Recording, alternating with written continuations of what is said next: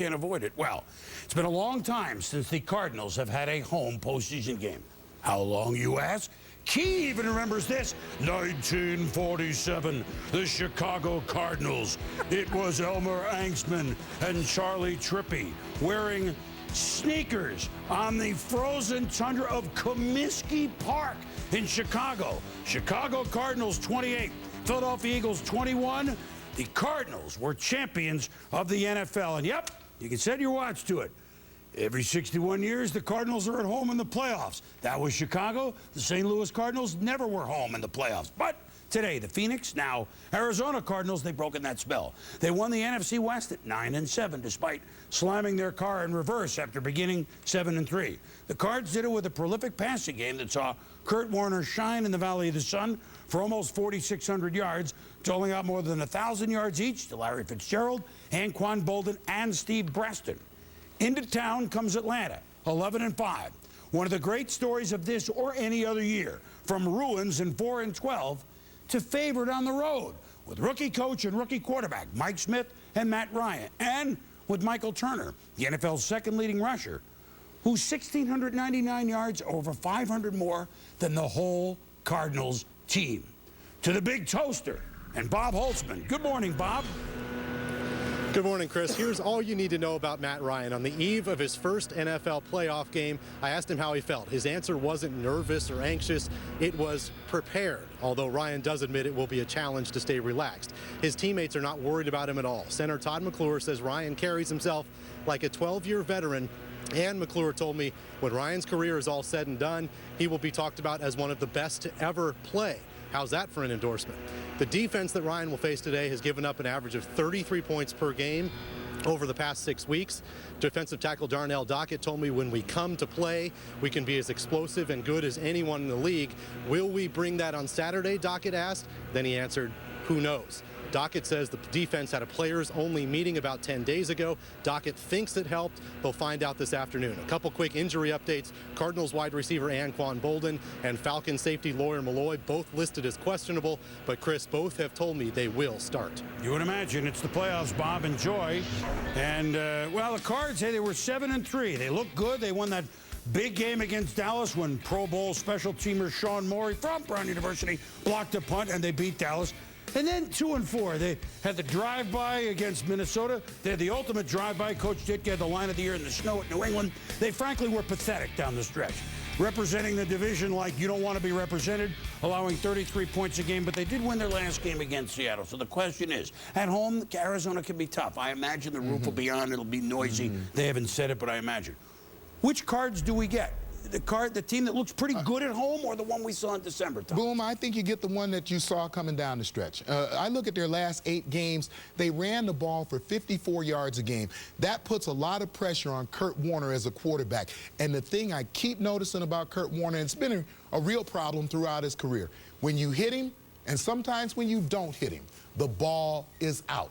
So if Atlanta can get the kind of pressure that they can get on the quarterback, then I think the ball's going to be out. Turnovers will be the difference in the football. I think you'll get a re-energized football team here. I don't think you'll get that same team in December. I think this team will be re-energized. They're at home. As Boom said earlier, it's the first time that they've had a home playoff game, and I don't know, I wasn't around. 61 years. We weren't either. Around in 1947. We weren't either. You guys were.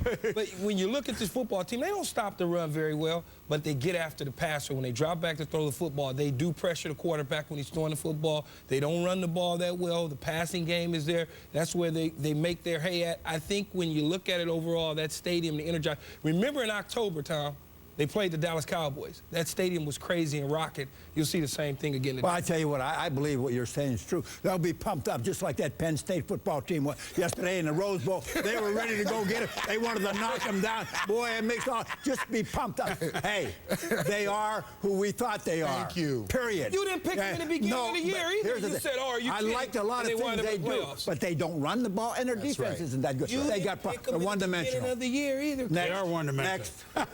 Next. They are one-dimensional, but this is really a game of pride. And that organization, the history and everything. And that pride starts with that one dimension. And that is the best receiving tandem in the National Football League, Anquan Boldin and Larry Fitzgerald. Very few times in a playoff matchup will you see one position that is athletic more dominant than another position in the National Football League. That's what they have with the Cardinals over the Atlanta secondary. It's a pride game. These guys will play big for the Cardinals. And what you're saying, Arizona is one of the few this year, like last year, New England and usually Indy and usually San Diego.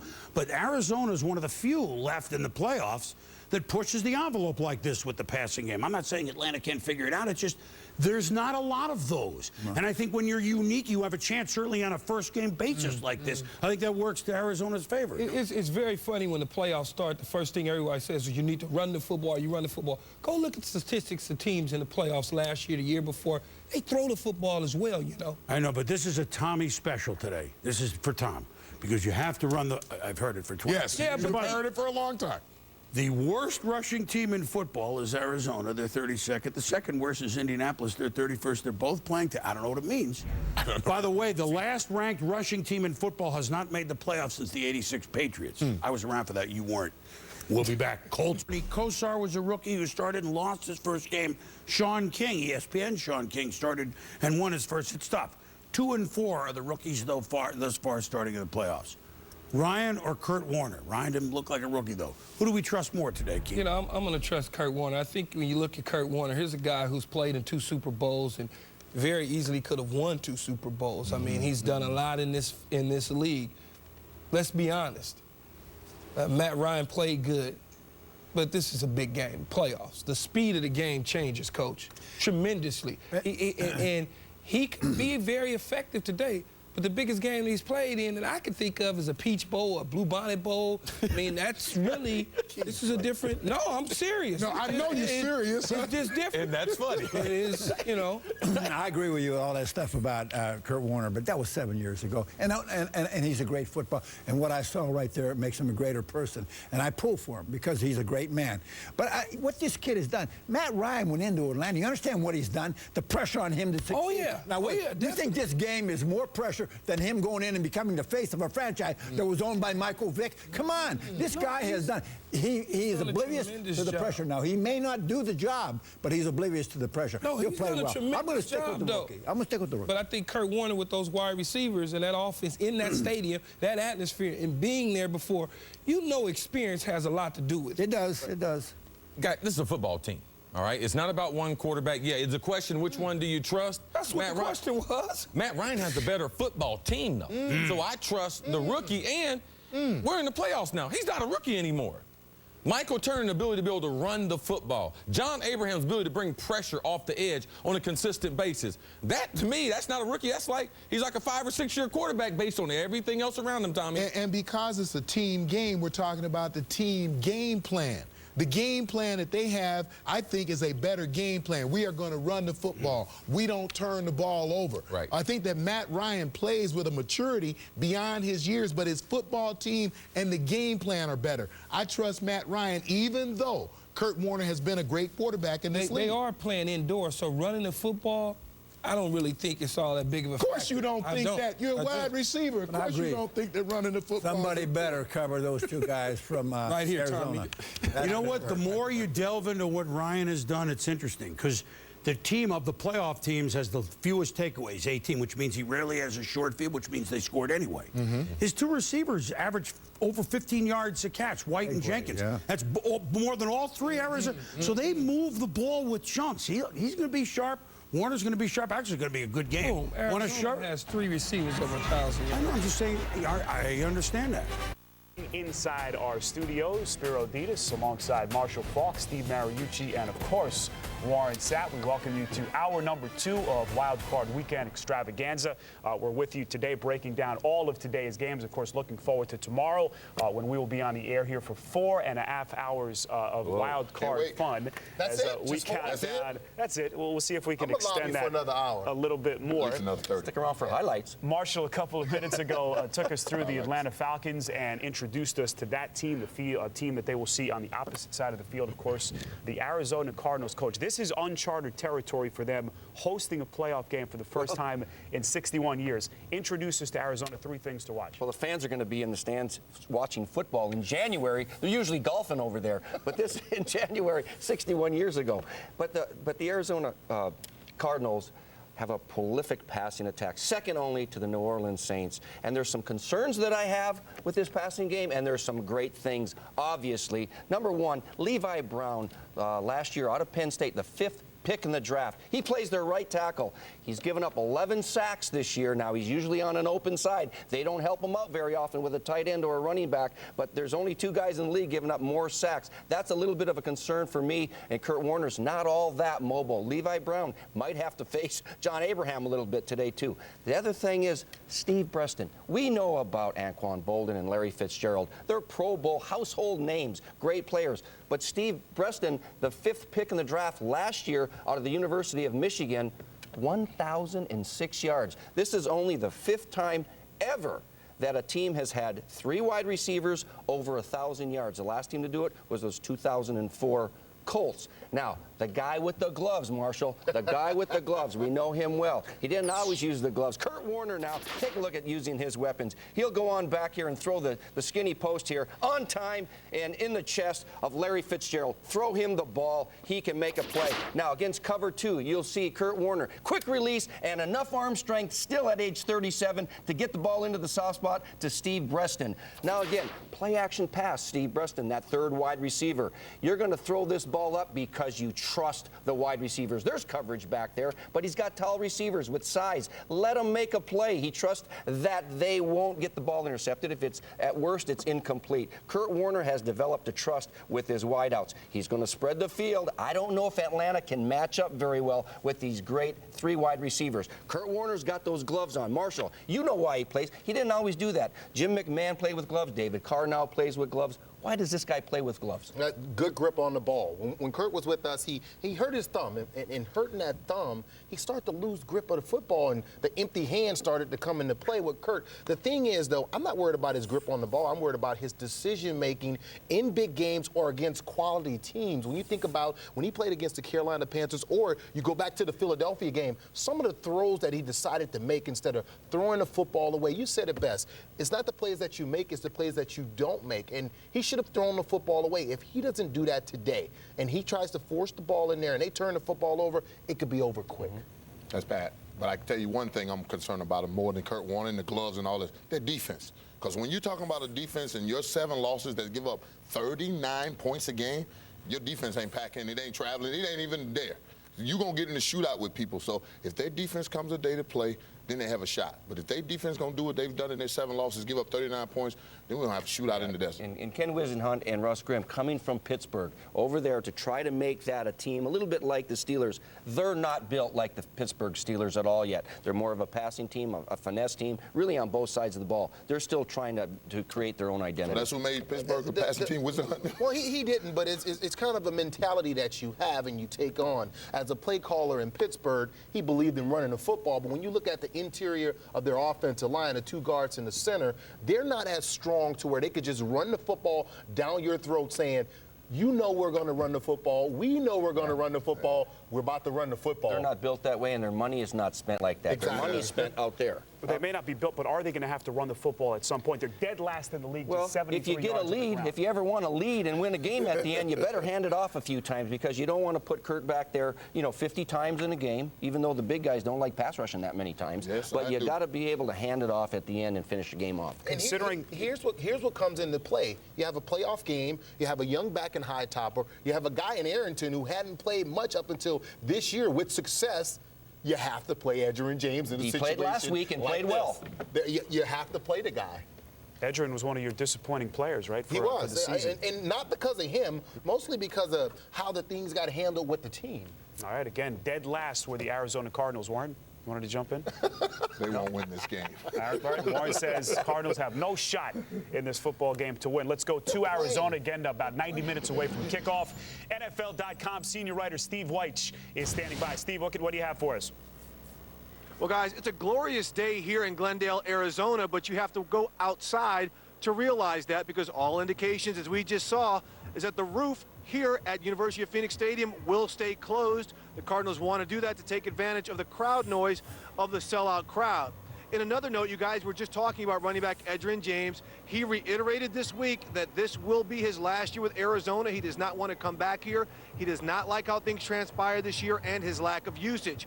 The feeling is mutual. Everyone is expected that Arizona will let him go. Finally, on the injury front, as we reported all morning, Falcons defensive end Jamal Anderson is out with an ankle injury. Playoff game in 61 years. It is time now for part 2 of our wild card edition of Word on the Street. We bring in Dave Pasch, the voice of the Arizona Cardinals radio network. He is joining us. Dave, the Cardinals struggling to sell out this game. Will the home crowd be a factor today? Oh, absolutely, Alex. I think, and I've been in every NFL stadium, that it is the best home field advantage in the NFL. They're going to have the roof closed. And, you know, it's such a factor here because of the noise, the way the stadium was built. You know, back at Sun Devil Stadium, most of the time the game was half Cardinal crowd, half opponent's crowd. Not going to be the case, especially today with the opponent. You know, if the Cowboys were here or the Eagles, you'd have a lot of Cowboy or Eagle fans, but it won't be the case today here with the Falcons. It's going to be pretty much all Cardinal fans. Hey, Dave, the Cardinals and Edgerrin James had success running the ball against Seattle last week. Do you expect that Arizona will try and get him involved again today?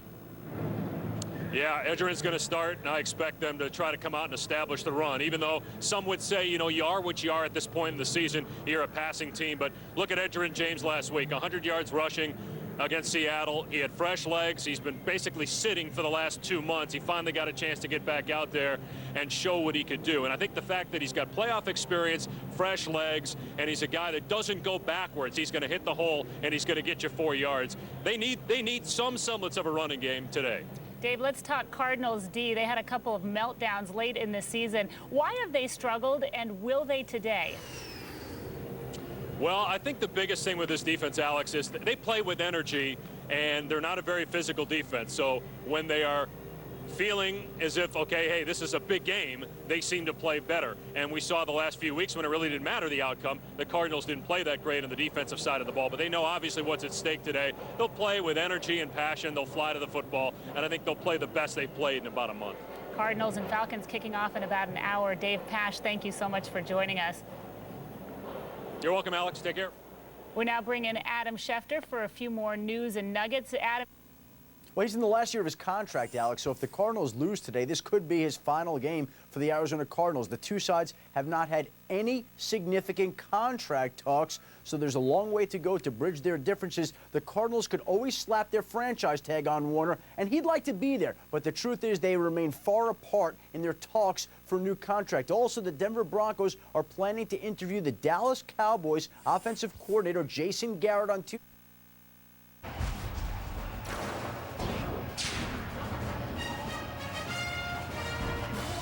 University of Phoenix Stadium in Glendale, Arizona.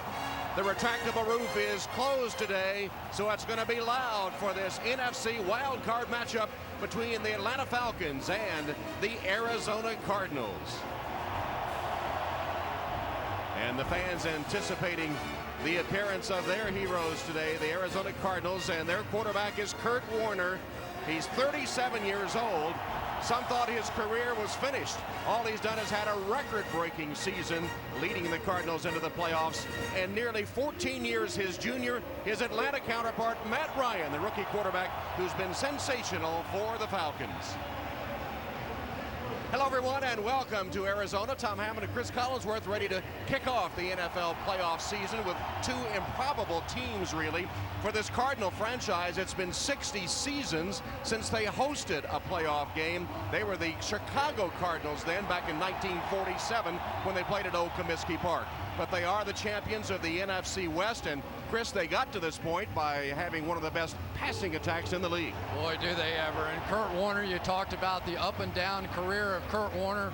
Well, he is definitely on the upswing now, back in the Pro Bowl once again. But more importantly to him, back in the playoffs with one more chance to get another Super Bowl ring.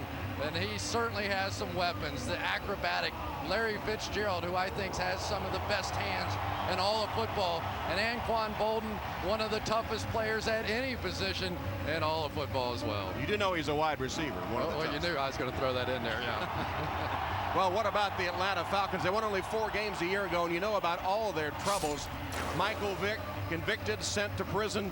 The next day, their coach Bobby Petrino left for Arkansas. But things started to turn around when they hired Mike Smith as their head coach.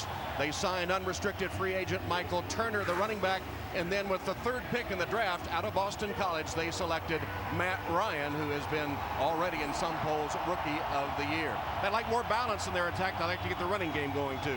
Yeah, they certainly do, but this has really been the story of Matt Ryan. When you say the young man, one of the most successful rookie quarterbacks in the history of the National Football League. You talk to their coaches, they say he has an amazing grasp of the offense. Talk to the offensive linemen, and they say he's the reason we've given up so few sacks this season. And maybe another reason has been the play of Michael Turner, the outstanding running back. Nearly 1,700 yards rushing. He is so tough, he can bowl you over, and he can certainly run around you and come up with some big plays. Well, should be an exciting day here today. Yeah, a lot of offensive fireworks. In fact, as Atlanta takes on Arizona, we're expecting a shootout in the desert. Commit everything you've got for 4 more weeks. If you're willing to do it, the sky's the limit. Tampa, 1 goal, 1 game at a time. The pace is going to be a little bit faster and be intense, fun to play in. I think everybody understands that the tempo picks up more, and if you think that was fast, here comes the playoffs. NBC Sports, home of Super Bowl 43, welcomes you to the following presentation of the National Football League. Back at University of Phoenix Stadium for this NFC Wild Card matchup between the Falcons and the Cardinals. And joining us on the sideline today, a man that knows all about being on the field during the playoffs, former New York Giant Tiki Barber. Welcome, Tiki. Good afternoon, guys. The University of Phoenix Stadium here in Arizona is one of the most unique in the National Football League because its field rolls out to the parking lot. Just last week, they stripped it, resodded it, and let it bake, and then they roll it back in for game time. Now, this is one of the most popular fields in the National Football League with the players because it's perfectly flat and extremely fast, and players love that. Also, Tom, you mentioned earlier that the roof is closed, and I was told that the roof is closed because the Cardinals want to amplify all of this crowd noise. And we can attest that it's pretty loud in here today. That's Mike Smith, who is in his first season as the head coach of the Falcons, and Ken Whisenant of the Cardinals in his second year. Have their teams in the playoffs. And there's young Matt Ryan, who will be taking the field after his older counterpart Kurt Warner, because Cardinals won the toss and will receive. So Mike Kanan is set to kick it off to Arrington and Morey. Bouncing around, finally picked up by Arrington. And Arrington will be twisted down at about the 12-yard line by Thomas Takud as we meet the starting lineup for the Arizona offense. Kurt Warner, University of Northern Iowa. Edwin James, the U. Anquan Bolden, Florida State University. Larry Fitzgerald Jr., University of Pittsburgh. Stephen Breston, Woodland Hills. Steven Spock, Fresno State. Mike Gandy, Notre Dame. Reggie Wells, Clarion University. Lyle Senline, University of Texas. Deuce Tui, USC. Levi Brown, Penn State. And the Cardinals with Kurt Warner start from their own 12-yard line.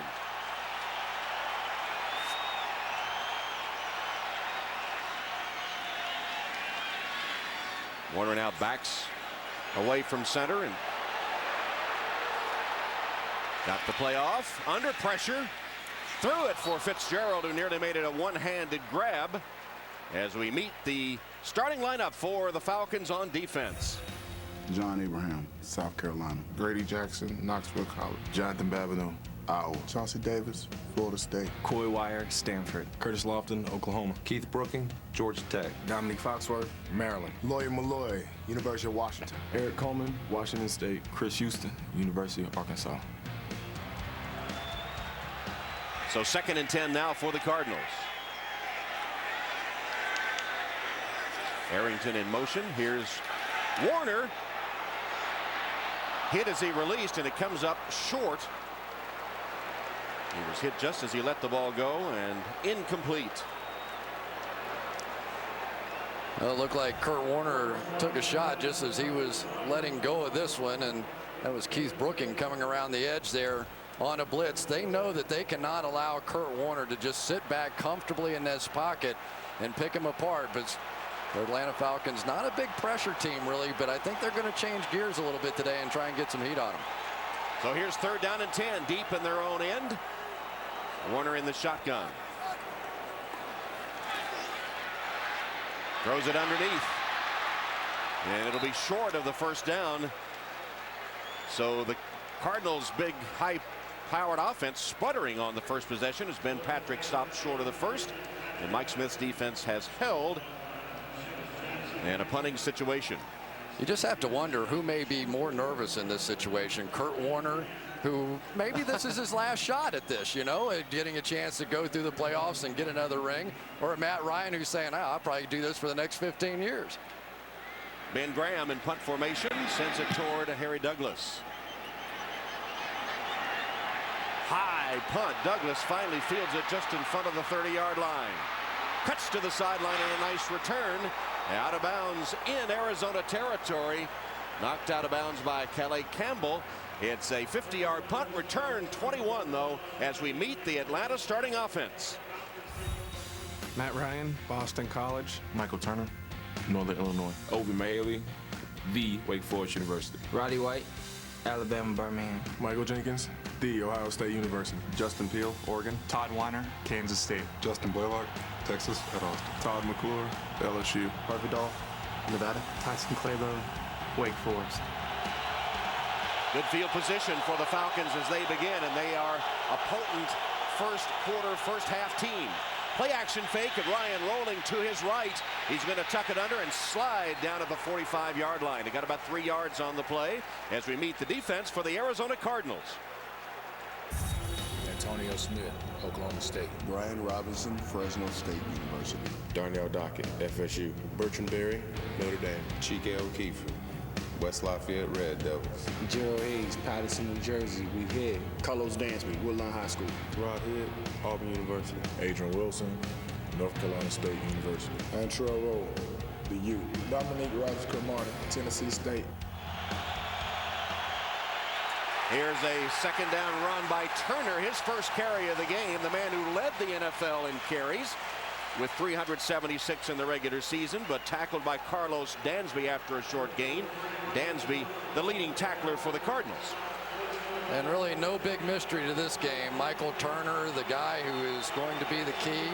Can this Arizona Cardinals defense that has had some good days stopping the run against the Giants, against the Cowboys, hold up? Because they certainly have had some pretty tough days trying to stop the run as well.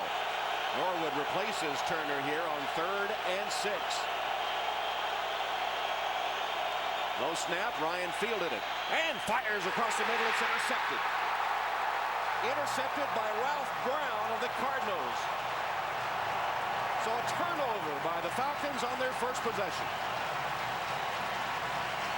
Well, maybe I just got my question answered about who's more nervous, because this really wasn't that tough of a read. We saw Matt Ryan. Typically, he looks straight down the field and doesn't tip his hand. That time, he stared down the receiver and paid a price. Check this out. Well, that time the veteran got the better of the rookie. Ralph Brown, 9 years in the league. Right here is just going to run underneath this route.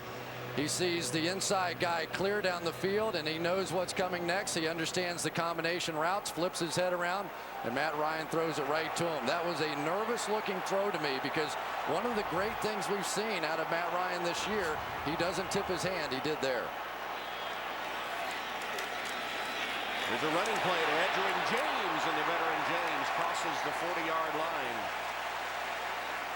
Tackled then by Lofton. Well, for Edgerrin James, this has been a bit of a tough season. He was so excited about the possibility of passing some of the great names in running back history. This season he had a chance to go by Marcus Allen, Marshall Faulk, Jim Brown, but he has been an afterthought in this offense. That was until last week when he had 100 yards rushing. Now here he is back in the starting lineup again. His 57th career 100-yard game. 2nd and 4. Draw play. James again. First down for the Cardinals as he pounds into Falcon territory to the 48-yard line. Oddly enough, Arizona working here on the ground with James. But you know what? We're seeing the veterans step up. Edgerrin James, how many playoff games has he played in his career? Certainly settled in, and probably the greater motivation for him is he wants out of here. He thinks they don't run the football enough around here. He says, I'm tired of being a pass blocker. I want to go somewhere where I can run the football a little bit. Well, maybe today he gets the chance. 15 yards, as you see, on his first 2 carries. And he's given the Cardinals a first down. Why not try it again? Edgerrin James with his 3rd straight carry. It looks like they're challenging the Falcons to stop the run. That one gained 6. Boy, that was a heavy run right there. Edgerrin was telling me that he really, this offseason, spent so much time getting his body ready for the pounding he thought he was going to take. But he was essentially benched early in the season and really didn't get much of a chance. But one of the things that has happened out of this, obviously he is fresher than he has ever been at this point in the season. And maybe they're going to work him in here today. Well, as you saw, extremely rare to see them run the football 3 straight times. Throw it back on the flea flicker play. Warner for the end zone for Fitzgerald. Touchdown! What a catch in traffic.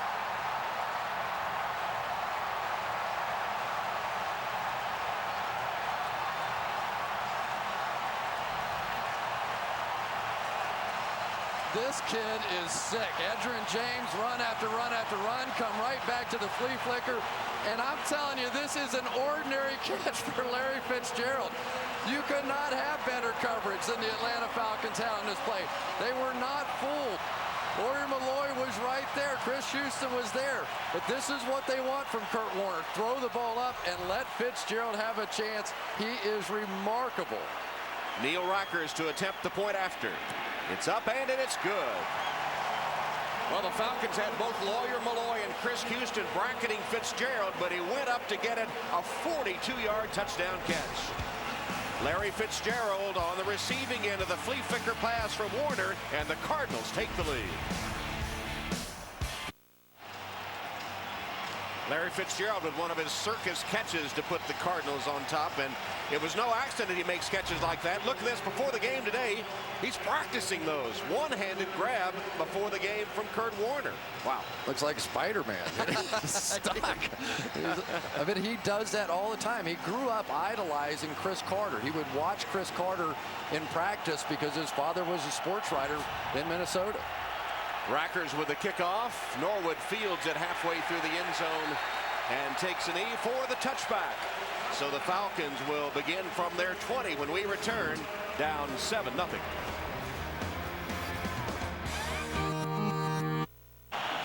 Camelback Mountain and inside University of Phoenix Stadium as the Falcons on their 2nd series after the turnover, which led to the Arizona touchdown. Turner gets nothing as Arizona again stops the run, led by Hayes. Well, Lawyer Malloy will admit, as he moves up in age, that this is not what he does best. He prefers being down in the box, playing the run. At that time, fooled slightly, managed to get back in play. But then it was Larry Fitzgerald, and there's the dad, the sports writers up there saying, my son is the hero of the game. That's what his lead is. My son opened the game with an unbelievable catch. Chip off the old block, yes indeed. 2nd down and 9 and a flag down. First penalty of the game. False start against the Falcons. John Perry is today's referee. False start. Number 85. Offense. 5-yard penalty. 2nd down. And could this game have started any more poorly for the Atlanta Falcons? No. This is a team that typically is used to playing in front. And they really have not had to ever put Matt Ryan in a position where he has to simply drop back, throw the football. They've been able to rely on their running game, but so far Arizona has come up big against Michael Turner. So 2nd down and 15. Hand off to Turner. And again, not much doing. They stop him right at the 20-yard line. Gabe Watson, the tackle. Well, you can see Matt Ryan when he's leading, and he is pretty special out there. Big reason why the Rookie of the Year. But you look down here when he's trailing, quarterback rating of just 77. That's pretty pedestrian. So they certainly don't have to panic at this point, but here they are again, 3rd down and 10, must-passing situation. Ryan fires to the sideline. It's complete right to the 30-yard line. Catch is made by Roddy White. White is going to the Pro Bowl. He caught 88 during the regular season for 1,300 yards. Much better that time by Matt Ryan. Watch him keep his eyes down the field this time, look off the safeties, come late over to Roddy White, and able to pick up the first down. Much more calm approach, much better looking in the pocket. That's the Matt Ryan that was the Rookie of the Year. And probably a sigh of relief from him, too, after getting that 3rd and long conversion. Ryan backpedaling, fires off his back foot and throws it away.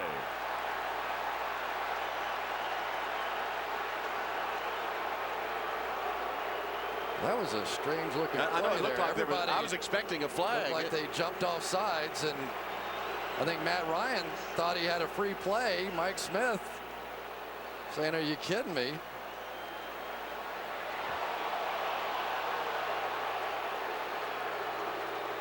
Trying to help him out. Mike always with a smile on his face, but really that could have been really dangerous. Yeah. I think Matt Ryan thought it was a free play. Lucky for him, he threw it out of bounds instead of trying to throw it up. 2nd and 10 from the eye. Turner hit in the backfield and driven back. Dansby met him again.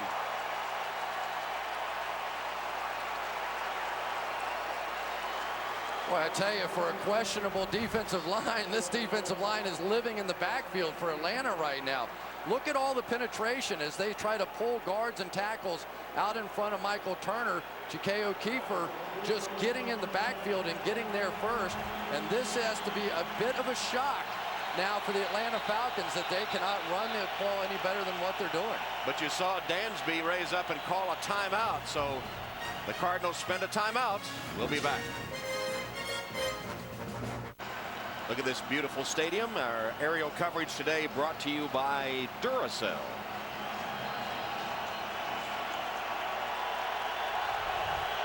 Here's the offsides that we thought we saw. We did see. It was Antonio Smith and Gabe Watson jumping offsides, and the Falcons were lucky. 3rd and 13 then for Ryan, who's sacked. O'Keefer got him from behind. So this much maligned Arizona defense up to the task here in the first quarter as they get Matt Ryan. Yeah, one of the problems that the Arizona Cardinals have had this season is they really have not had great pass rush from the outside. But they have the Atlanta Falcons so far out of their game by stopping this run that now there is an opportunity to get some pressure on Matt Ryan that maybe hasn't been there for the most part this season. And Atlanta has done a much better job of protecting the passer this season. Rare for them to allow a sack. And here's Roll on the punt return. Stopped after a short gain. 49 yards on the punt. He lost one on the return. But the Cardinals get it back. They have the lead. That's what's so special about Larry. I can put the ball away from him, and he's still got an uncanny ability to come up with the big catch. I know what people at home see, and they think, wow, that was an unbelievable catch. For us, it's kind of commonplace because we see it every day. And true to form, Fitzgerald did make one of those patented catches in the end zone. 7-0 Arizona as they take over at their own 24-yard line. Edgerrin James dodging would-be tacklers. Gets it out to the 29-yard line. Are you sure the Falcons and Cardinals didn't switch uniforms? I mean, what we saw out of the Cardinals, they come out in the first series and they go pass, pass, pass. Then the next series they go run, run, run, and the flea flicker for the touchdown. They come out and start running again. And I think part of what's happening now is the Atlanta Falcons have brought in so many defensive backs and are playing the pass until they begin to get out of that look. They're just going to keep pounding the football. Edgerrin James looks good. Yeah, Arizona's saying, we're going to run it till you stop it. 5 yards on that first down carry, and Warner back to the air to Fitzgerald, who clutches it in stride. Ball came loose after he was down. He made it to the 40-yard line, almost the 40-yard line, before he's tackled by Eric Coleman. Just a tremendous read that time by Kurt Warner. It looked like there was going to be a 2-deep safety look, And yet Kurt knew that it was going to turn into a single safety, and he just threw it right in the seam. This is Kurt Warner at his best. And Larry Fitzgerald, we were talking to him the other day, he said, Kurt had to teach me how to be a wide receiver. I, throughout the course of my career, have been a deep guy, down the sideline, comebacks, jumping up in the air. He taught me those end cuts. James again. Edgerrin James, like the Edgerrin James of old, he's inside the 35 of the Falcons. Coleman with his second straight tackle. Well, maybe they should have let Edgerrin James rest earlier in his career, because this is really startling. I'm sure the fans of the Arizona Cardinals who have watched this team, remember, they rank last in the National Football League in rushing. This has just been a pass-happy, great wide receivers, great quarterback. Hope that you can hold up with the running game. Look at Edgerrin. Yeah. Saying, I can't believe it. Maybe they heard that he wanted to get out of here, and they're trying to make him happy. 5 runs, 5 passes for the Cardinals. James has run all 5 of those, 33 yards, averaging 6.6 yards a carry so far. And once again, though, the Cardinals have to take a timeout. That's their second timeout. They've already burned 2 here in the first half. Tuesday, The Biggest Loser returns, and this time their lives are on the line. The Biggest Loser couples, Tuesday at 8, 7 Central on NBC. Well, the Cardinals able to run the football and able to stop the run so far. They've limited Turner to 4 yards on 4 carries, while Edgerrin James has been able to run successfully, setting up the pass. Yeah, and it really has been the key. I tell you, with the way that Arizona can throw the football, if they establish this kind of a running game, there are going to be a lot of teams going to have trouble stopping them. This has been a fantastic offense all season, but that has been the missing link, the missing element for these guys, and so far today it looks great. Draw play. This is Arrington with his first carry, and twisted down by Chauncey Davis on that one.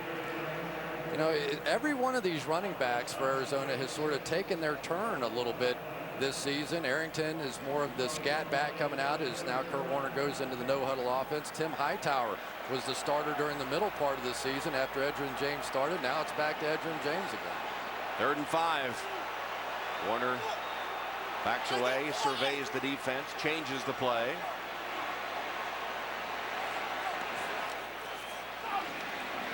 Warner unloads it through the hands of his intended receiver, Bolden. Bolden has yet to make a catch. He had 89 during the regular season. Well, that is really Anquan Bolden's game, is the catch and run. And the one thing the Falcons talked about was that they could not allow the yards after the catch today. That once Anquan Bolden got it in his hands, they were going to have to tackle him. Of course, he's got to get it in his hands first. Mike Smith saying that was one of the keys to victory for the Falcons, was to limit those yards after the catch. Don't give up the big plays. So here's a punt by Graham. Brian Finneran deep for the Falcons. It's going to hit and take a wonderful bounce for the Cardinals down around the 5-yard line. Perfectly executed 30-yard punt, no return, backing the Falcons up deep. And with 4:16 left in this opening quarter, everything has gone Arizona's way so far. They've limited Turner to 4 yards on 4 carries. Boy, it has been an unexpectedly tough day so far for Michael Turner. Remember, this guy was second in the MVP balloting. He weighs about 240 pounds, runs a 4.440. They have been dominating up front this entire season, and yet thus far against a suspect Arizona Cardinals defense, he has gotten nothing. So spot the ball at the 7, where Atlanta puts it into play. Turner got it for about 3 yards to the 10-yard line as we check in with Tiki. Earlier this week, guys, Michael Turner's grandmother, Minnie Smart, passed away, and it's been a hard week for him. But he said that he got a lot of support from his family and his friends, and he said he wanted to come out and have a good day today just to make her proud. Well, that was one of his better runs so far. He was very close to his grandmother in the Chicago metropolitan area, and he took it extremely hard. Came back into Arizona on a private plane late yesterday. Second down and 7. Play action fake. Ryan's pass nearly intercepted. Intended for Jenkins, and Roderick Hood nearly picked it off. Oh, Roderick Hood, a guy that has been picked on a little bit here lately, coming up with a big play there. But, you know, Tom, one of the problems that Atlanta is going to have without the running game now is the Cardinals are not biting on the play action the way that most teams do. Typically, when you play Atlanta, you have to commit so much to try and stop this running game that those play actions, bootlegs, and waggles just eat you up. But right now, the running game's not going well enough to set up the pass. Matt Ryan only 1 of 4, 11 yards, and an interception, and sacked again at the 5-yard line. Second sack of the day. This one by Bertrand Berry, who had 5 sacks in the regular season.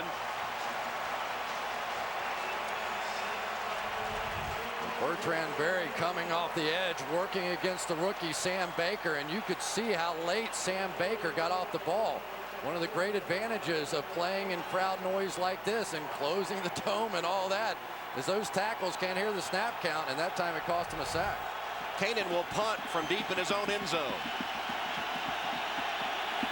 Low snap, he got it and got it away. Breaston comes up on the ball, then backs off.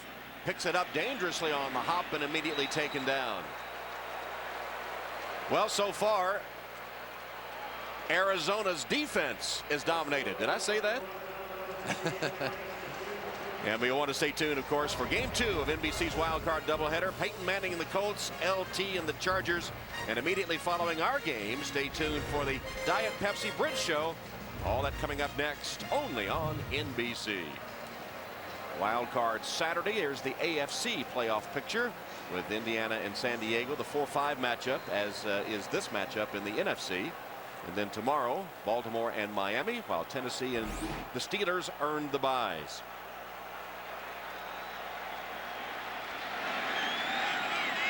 Arizona once again takes over possession of the football with a first down at their own 45-yard line. Warner for Fitzgerald, who got tangled up with the defender, Foxworth. Pretty close call there. They can call a foul called the cutoff, where if the guy immediately cuts in front of the defender. And he did, didn't he? I don't know what the pure definition of that is right now, but that's what I would have said that was. I think Mike Smith is more concerned about maybe he got ripped back the other way, so sometimes the officials will go, all right, one on you and one on the other guy, so that's a wash. 2nd and 10. Kurt Warner's in the shotgun. Blitz comes from the Falcons, and Warner lets it go as he's taken down. Lucky to get it away. That quick release of Kurt Warner, intended for Fitzgerald, and Lawyer Malloy was putting the pressure on from his safety spot. Yeah, no more sitting back and letting Kurt Warner play his games. Now we're starting to see the pressure. Lawyer Malloy coming on a safety blitz. And it was interesting talking to the Falcons. They made the point that Kurt Warner, even when you get him to the point where he's almost sacked, he has the ability to get the ball out of his hands. So you really have to, when you're trying to sack him, tackle his arms. He has a propensity to fumble the football anyway, so shoot for his arms. Taking a lot of hits, as you see, and facing a 3rd and 10 here. Steps up in the pocket and throws, nearly intercepted through the hands of the defender Brooking. Keith Brooking really should have picked that one off, huh? Didn't it go right through his hands? Yeah, it did. And you're talking about 50 yards of field position here. This is an easy interception. This ball was not thrown hard. Even those defensive players with bad hands ought to be able to catch that one, but it looked like he only got the underneath hand on it. Kurt Warner lucky there. Warner during the regular season threw 14 interceptions with 30 touchdowns. Here's the Graham punt. Douglas. Great coverage again by the Arizona special teams. Michael Adams was the man that made the play that time after a 46-yard punt. No return. Well, we've talked a lot about Atlanta's coverage teams. Right. I think the Cardinals got a little sick of hearing about it. Of course, the Atlanta Falcons record-breaking this season and limiting punt return yardage, and Arizona got tired of reading those clippings. Falcons allowing an NFL record low 49 punt return yards in the regular season. That's an incredible number. Once again, the Falcons backed up deep. 2.5 to go, first quarter. From their 8.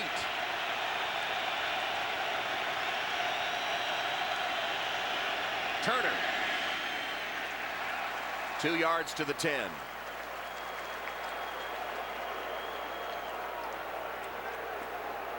Well, we talked about some of the distractions, but certainly Michael Turner has had a distraction off the field as well. A police called to his house for a domestic dispute, and on the other side, Larry Fitzgerald had a restraining order made public this week.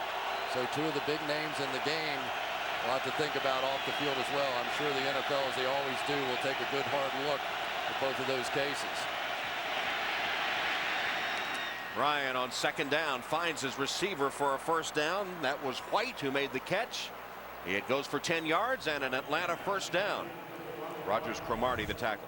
Well, it's really been fun to watch Roddy White and his development during the course of his career. At one time, he was thought of as a bust. It just was not going well for him at all. Maybe a little bit to do with the fact that Michael Vick was the quarterback and not the pure passer.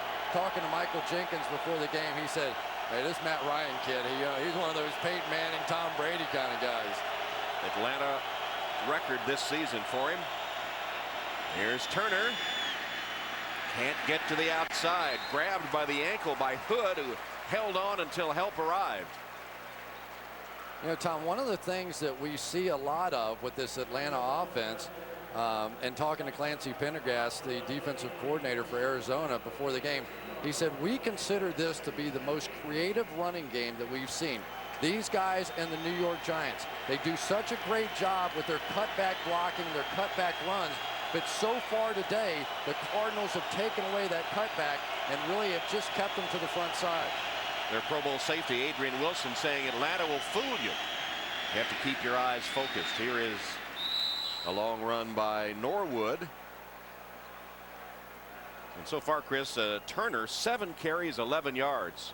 Incredibly that they've been able to stop him so well. This is right close to the first down on the carry by Norwood. And Jarius Norwood has popped a few big ones, but you can see typically now, Jarius Norwood, you saw the fullback or the tight end, whoever it was, going across the formation. That's where they like to bend it back. But right now, Arizona is more playing that front side and taking away the backside cutback. And the final second ticks away to end the first quarter of this NFC Wild Card game. Arizona leads Atlanta 7-0 at the end of the first. NBC's NFL Wild Card playoff continues right after these messages.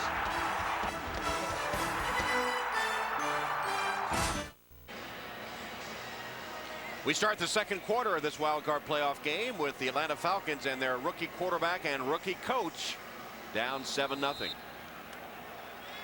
And of course, tomorrow, that record will be short-lived. Tomorrow, it'll be the shortest lived Flacco record. and the Harbaugh for the Ravens will equal that feat of rookie coach and rookie quarterback. First down for the Falcons from their 30. Hand off to Turner. Nice run. That's his best of the day so far. That one gained 13 yards for Michael Turner before Hood put the stop on him. Well, right now they're doing a lot of the stuff that they had been doing in the past, going there, and typically they cut it back. But you'll see now what they're doing is they're showing that and staying front side, and that's the reason now they've been starting to run the football. Matt Ryan whispering to his players, it's so loud, you have to get right up in their ear. First down pass, flips it complete to Jenkins. And Jenkins has a first down, so 2 straight plays net first downs for the Falcons. That one covered 13. Right now, Adrian Wilson is just living at the line of scrimmage, the safety. So now that they're finally down and committing so many people to the run, now you're starting to see Matt Ryan, especially on early downs, having the ability to complete some passes. And once again, Ryan getting right up next to his receivers to give them the play call. First down pass. Out of the backfield, it's complete to Turner. And Turner will be stopped a couple of yards short of the first down. The best drive of the day underway here for the Falcons. Dockett made the stop. Tom, don't you get the feeling that Matt Ryan's finally taking a deep breath? And I can tell you, I played in a playoff game my rookie year, and I didn't stop hyperventilating until halftime. I mean, it really is. You know the significance of it. It just feels different, and it looks like he's finally starting to make some of those reads now. Give it to Turner, dancing his way across the first down marker. Another first down for the Falcons, and Ryan, by all accounts, has remarkable poise and work ethic, but you had to be a little hyped up, and then to throw an interception on your first possession, kind of get down on yourself, so maybe it took him a little longer to break out of it, but looks like he has.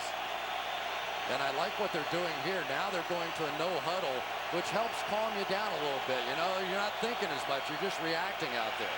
Quick drop, quick strike. Douglas wham down on the tackle by Hood.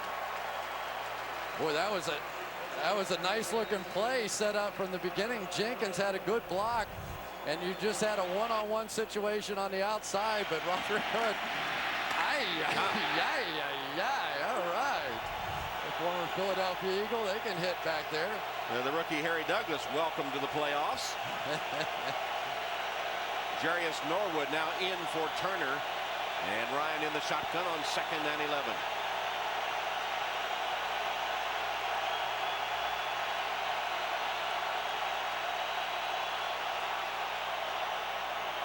Ryan's pass with a flag down is complete to White, and White out of bounds. He'll have a first down if it holds up. Yeah, that time it looked like Bertrand Berry got caught on that one with the bit of the quick jump trying to get by Sam Baker again. At the snap, offside, number 92 defense. That penalty will be declined. Result of the play, first down. Those outside pass rushers love playing when the crowd noise is loud. Tried to get there, but now Matt Ryan with some of these quick throws, getting completions out to the playmakers, getting the ball in everybody's hands. And I think in a playoff game in particular, it's good to get the ball in guys' hands. Let them settle down a little bit. It's like a shooter making his first shot. You just sort of relax and get a feel for the game. Ryan perfect so far on this drive. Here's his 6th attempt, and it too is complete. This one at the Pollard. Ball comes free. Fallen on by the Falcons as Wilson ripped it loose. Very close there. I thought that it was going to end up being stopping his forward progress, but the whistle never did blow. He continued to battle. That was definitely a free ball. And Jarius Norwood made a great play to get on that one. Yeah, Norwood saved the day for the Falcons there. Boy, Adrian Wilson is already having a big game in this one. Down in the box, stopping the run, ripping the ball out. 2nd and 9 from the Arizona 20. Turner. Penetration again by the Cardinal defense on the stop in the backfield by Gerald Hayes. And one of the things they wanted from Gerald Hayes was, I don't want to say this so it sounds bad, but don't think. Just go get the guy. And so they gave him one gap in this game. Don't think about making reads. Don't worry about anything. You have this gap, shoot through it, and man, did he shoot through it on that one. That's what he did. He just reacted, didn't he? Yep. All the way into the backfield. So a loss of 1 on that play, making it 3rd down and 10.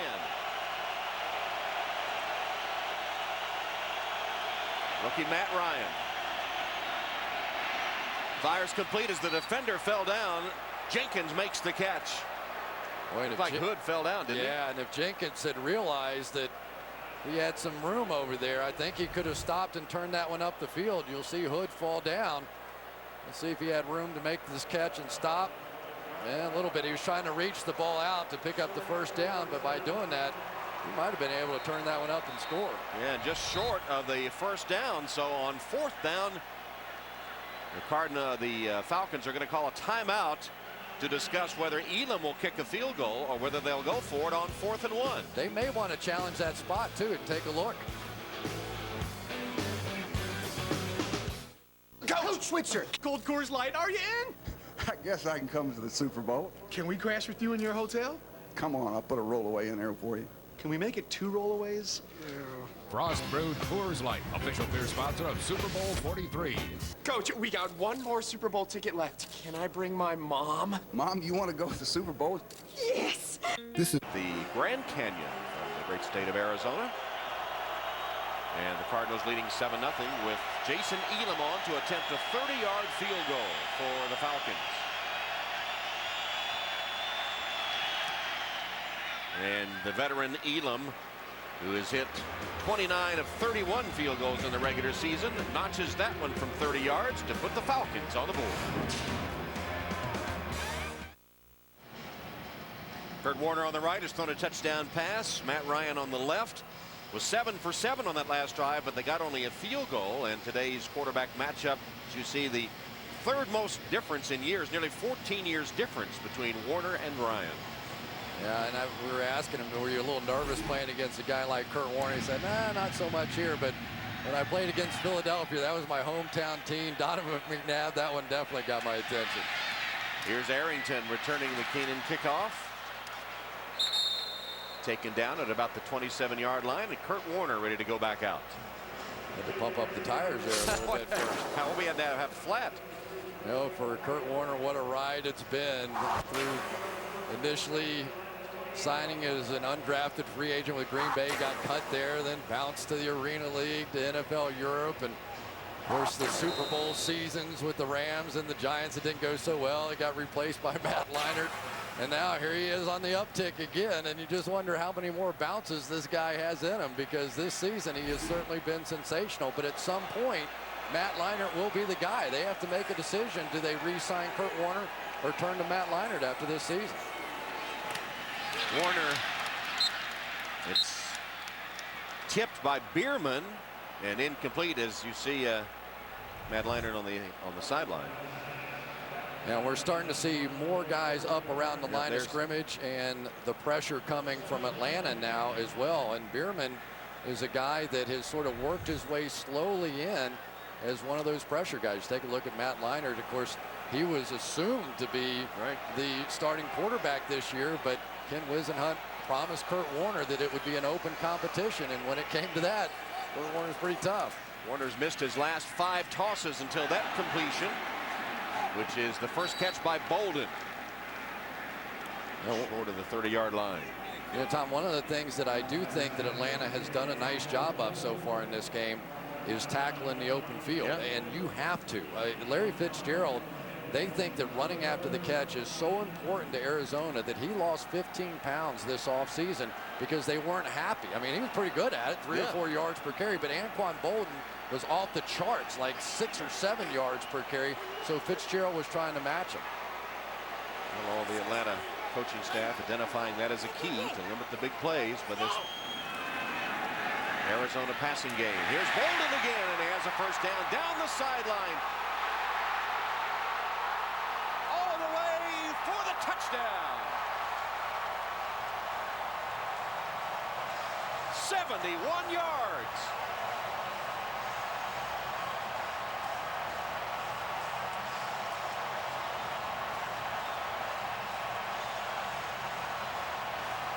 Well, I guess that would qualify as a little run after the catch. What happens is right here, the safety is going to get picked. Lawyer Malloy, see all the crowd in that bunch? He was late getting there, and then he simply took a bad angle, and Bolden took off.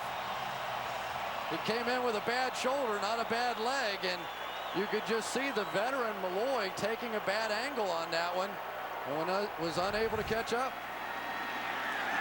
Extra point attempt by Rockers splits the middle. And the big play, 71 yards. That's what Atlanta feared. It's Bolden that catches that one from Kurt Warner. Warner's second touchdown pass of the game. 14-3.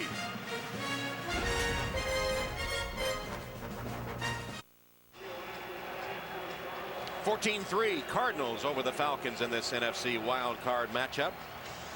Kurt Warner's thrown 2 touchdown passes, 42 yards and 71 yards. And coaches always want balance in their offense, right? Fitzgerald, 2 catches, 72 yards, a score. Bolden, 2 catches, 72 yards, a score. That works. Here's Norwood returning the kickoff, and Slammed to the turf at about the 23-yard line. Good special teams coverage by Aaron Francisco. And the Brain Trust, Bidwell and Graves, happy that their team's up 14-3.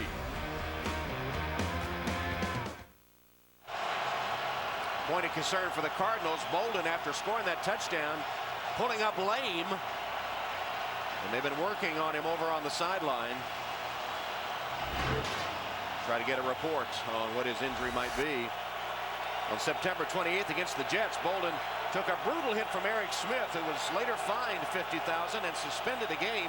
Bolden had multiple facial fractures fixed with 7 plates and 40 screws, but he took no painkillers, missed only 2 games. You said in the open he was tough. Yeah, and I think the moral to the story is this guy's going to be back. There's no way you're going to keep him out, but you can tell for a wide receiver, a hamstring injury is definitely a factor. But I was talking with him about that play, and he said, you know, they called out the stretcher, and they were wanting to take me off on a stretcher. He said, I wanted to fight him at that point. He said, I am not going off this field on a stretcher. But he ended up with no choice. But 3 weeks later, he was back playing after all that facial surgery and all those plates put in. And took no painkillers. White had a first down reception for 7, and he gets it again for a first down for the Falcons. And Matt Ryan's finding his rhythm. He's hit 9 in a row, I believe. Rogers Cromartie made that stop for the Cardinals. Well, you know, typically you have to run the ball to set up the pass, but I think what's happening now with the Falcons is they're trying to throw the ball to set up the run. The Cardinals have been up and around the line of scrimmage, in particular Adrian Wilson, all day. So they're taking some of these quick throws to try and spread this defense horizontally a bit and create some running lanes. Norwood, the only setback, play action fake to him, and then Ryan whips it down the field, a man wide open, dropped the ball. That was White. Normally the sure-handed Roddy White was wide open and couldn't hold on. Oh, what a beautifully designed play that time by Mike Malarkey.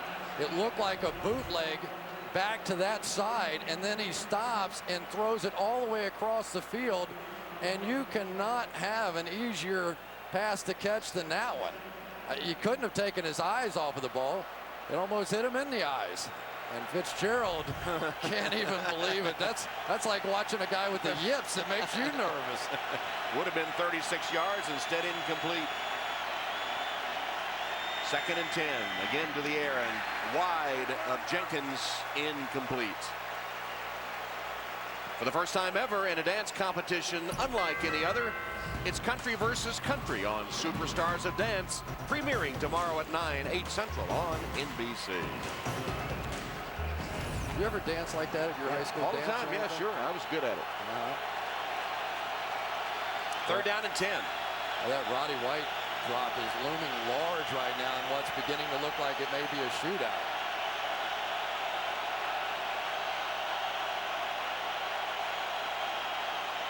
Ryan under pressure, steps up, delivers, and caught. Nice catch by Michael Jenkins, and that will be enough for the Atlanta first down. It covered 21 yards. A great protection that time up front by Atlanta. Look at all the blitzers coming off the edge over here, and yet Matt Ryan had the presence of mind to step up into that pocket as they ran him by, able to complete a big pass. Pretty remarkable, as you mentioned, the protection that Atlanta's offensive line allowed 30 fewer sacks than last season.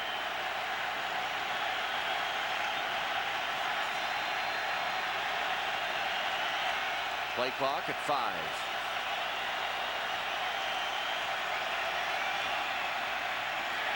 Ryan under pressure.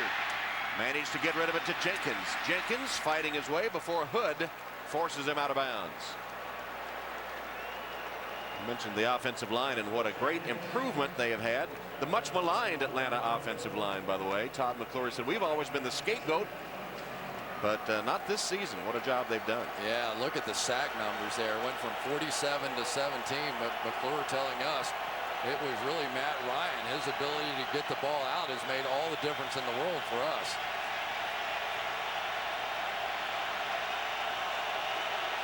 Still plenty of time on the play clock. Ryan with a handoff to Turner. Turner again hit in the backfield as the Cardinals more often than not have met him in the backfield with great penetration to stop the run. And they're doing a great job staying in their gaps here. Watch these guys stay backside. They're not chasing this thing to the front side. They're being patient. That time Gerald Hayes right there sitting in the hole. The defensive line doing their job. Nobody is chasing ghost, as they call it, out around the edge. They are waiting for that comeback. Third down.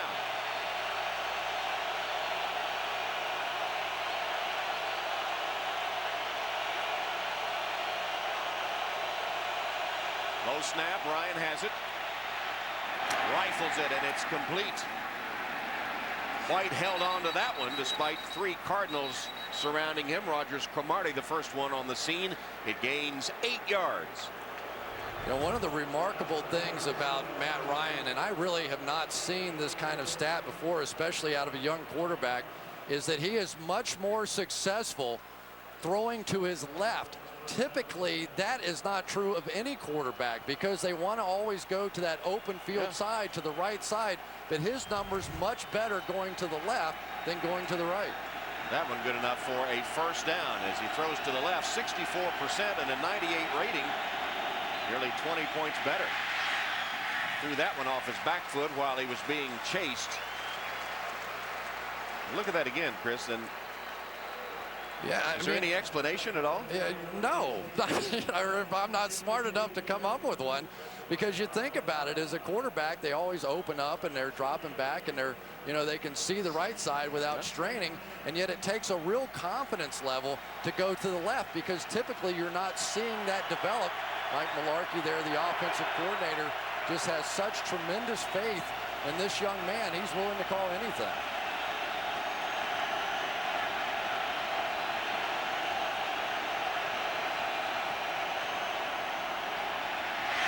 Quick release across the middle for another first down to White.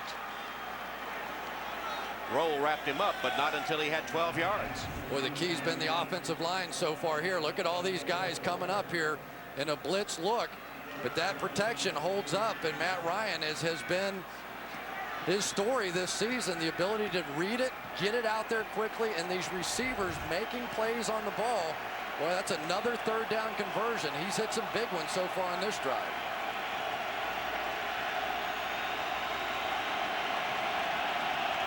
High formation this time. Now they break it as Norwood goes in motion.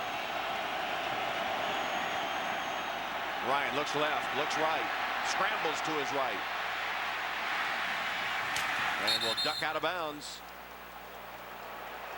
And again, showing his presence of mind, the former ACC Player of the Year who threw over 9,000 yards in his BC career, and he comes to the NFL. This is his first NFL pass. Look at this, 62 yards to Jenkins for a touchdown. His first career pass as a pro goes for a TD. An auspicious start for Matt Ryan. Yeah, this game's easy. No problem. Well, the next game when they played at Tampa Bay, he discovered it wasn't so easy. That's true. He took a beating. He sure did. Turner taken down at the 15-yard line. Well, now the Falcons showing a lot of different looks, that time going to the full house backfield to try and create just a little bit of confusion. But this has really been, I mean, typically throughout the course of this season, you have to understand it has been the running game that has gotten the Falcons to this point. But without Matt Ryan today, this thing just would be a little bit ugly at this point. He has made all the plays in the clutch to keep them in it. Under 3.5 to go in the first half. Atlanta playing from behind. Unusual for the rookie Ryan, who hits Finneran on that one. Brian Finneran's first catch. And another first down as Atlanta methodically moving down the field behind their rookie quarterback. Boy, it's good to see Brian Finneran back in playing again. Roderick Hood giving him a lot of room, but Finneran missed the last 2 seasons with knee injuries, and he finally got himself back on the field. One of the top third down receivers in the game, and he's finally gotten back in, and he is contributing. Atlanta 3 for 3 on third down conversions in this drive. First and goal. Turner, nobody there. Touchdown.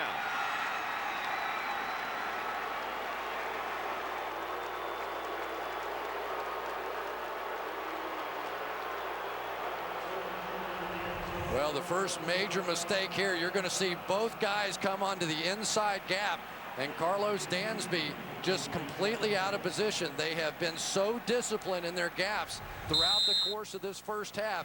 That's the first major mistake we've seen. And badly needed touchdown by the Falcons as Elam is on to attempt the extra point, and it is good. Rookie Matt Ryan hands off to Michael Turner for the touchdown as the Falcons cover 77 yards in 14 plays to narrow the gap on the Cardinals.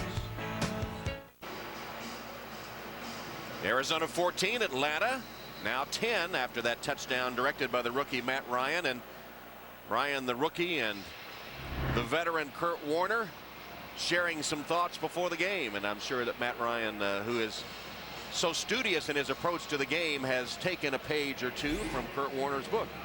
Yeah, there's no question. We asked Kurt about Matt, and he said, you know, the thing that impresses me most about him is even when he makes a mistake, he comes back and you can't tell it. You cannot tell. He's not tentative the next time out there. And exactly what happened today. He threw the interception on the first pass, came right back, and has played really well. Canaan's kickoff will reach the end zone. Arrington downs it for the touchback. Well, on February 1st, the world will watch history made as Bruce Springsteen and the E Street Band take the field for their first Super Bowl performance ever. The Bridgestone Super Bowl 43 halftime show featuring Bruce Springsteen and the E Street Band. That'll be February 1st, only on NBC. Can't wait for that. I'll be on the pirate ship down there in Tampa watching the show. It'll be great. Tying an NFL record in the postseason, joining Favre, Elway, and Bradshaw. Decent company. Yeah, how about that? There are his numbers on the day. Haven't seen quite as much from Edgerrin James, now back in the I formation. Well, maybe that's why. Hit in the backfield, falls forward back to the line of scrimmage. Let's go down to Tiki. Guys, we just found out that Anquan Bolden just had some cramps. Now, even though it's generally not humid in Arizona, it's a little bit humid down here on the field. I'm just standing around and I'm sweating a little bit. So hopefully he took in a lot of water and he's going to be able to continue the rest of this game. Can you call that a workout, Tiki? Are you at a cardio day for you? I'll take it. We have to open the roof for you. Bolden on the field. Kurt Warner. Protection breaks down and he dumps it off incomplete. Avoided the sack but unable to complete it. It's going to bring up 3rd and 10. And Abraham, John Abraham. He made the point that if I don't tackle Kurt Warner's arms, even though I think I have a sack, I won't have a sack.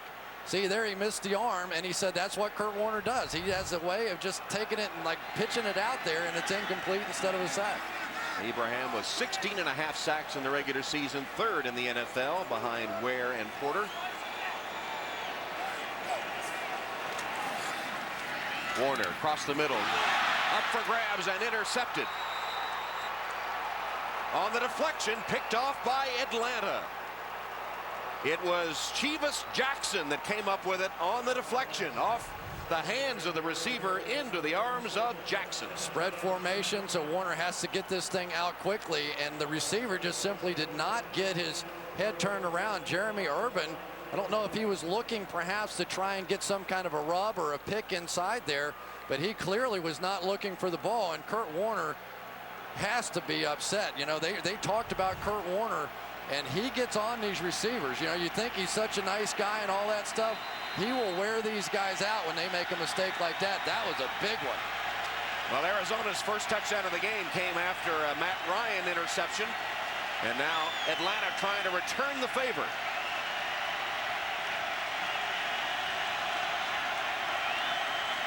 From the 23-yard line. Ryan on the out. Complete. Caught by Marcus Pollard as we've reached the 2-minute warning. 1:57 left first half. Arizona clinging to the lead. that North Turner expects him to play, so he was expected to warm up shortly. And coming ahead on the Toyota halftime show, look back at our first half here, look ahead to the Chargers Colts and the latest on LT, plus Al Michaels' conversation with Tony Dungy about what the future may hold for the Colts coach. Matt Ryan has hit 15 of his last 18 passes. Here he hands to Turner. Turner hit. Dansby, who is almost like he's keyed on Turner every play today. That's a collision. I tell you, it's not for the faint of heart to come up and hit Michael Turner, because even if you're a big stud linebacker like Carlos Dansby, you're going to knock your helmet off every once in a while and make that kind of play. But Tom, the one thing I would say is, despite the early struggles, Atlanta has stayed with the running game. Despite the early success, Arizona has gotten away from theirs. And that was a strange looking. Tell you, Matt Ryan must be doing a number with his snap count up there. Gabe Watson, that's 2 or 3 times he's come across prematurely, although they haven't all been called, have they? No. Offside, defense, number 98, unabated to the quarterback. 5-yard penalty, first down. Well, they talked about trying to get penetration. They talked about the ability to stop this run by getting in the backfield and disrupt those pulling guards, disrupt the tight ends coming across or the fullbacks coming through. But sometimes, and it's amazing for a young quarterback, the snap count may be the last thing on your mind, but he's maintained his poise and played the complete game. So 1st and 5 from the 8-yard line. Play action fake. Ryan's pass overshoots Roddy White, who had broken free in the end zone. Too safe. Too safe. I know you don't want to make a big mistake here, but this is wide open. You can't miss this throw. As well as he's played, this one is a big mistake. He had to drop it over the top. It's not an easy throw. He had to try and throw it around Antrell Roll, but you can't miss it by 10 yards. And that's exactly what he did. Okay. Here we go. White to the sideline. Ryan from the gun. Yep, very good. Thank you. And play is stopped with a timeout taken by Atlanta. 1:12 left in the first half. Atlanta threatening to take the lead.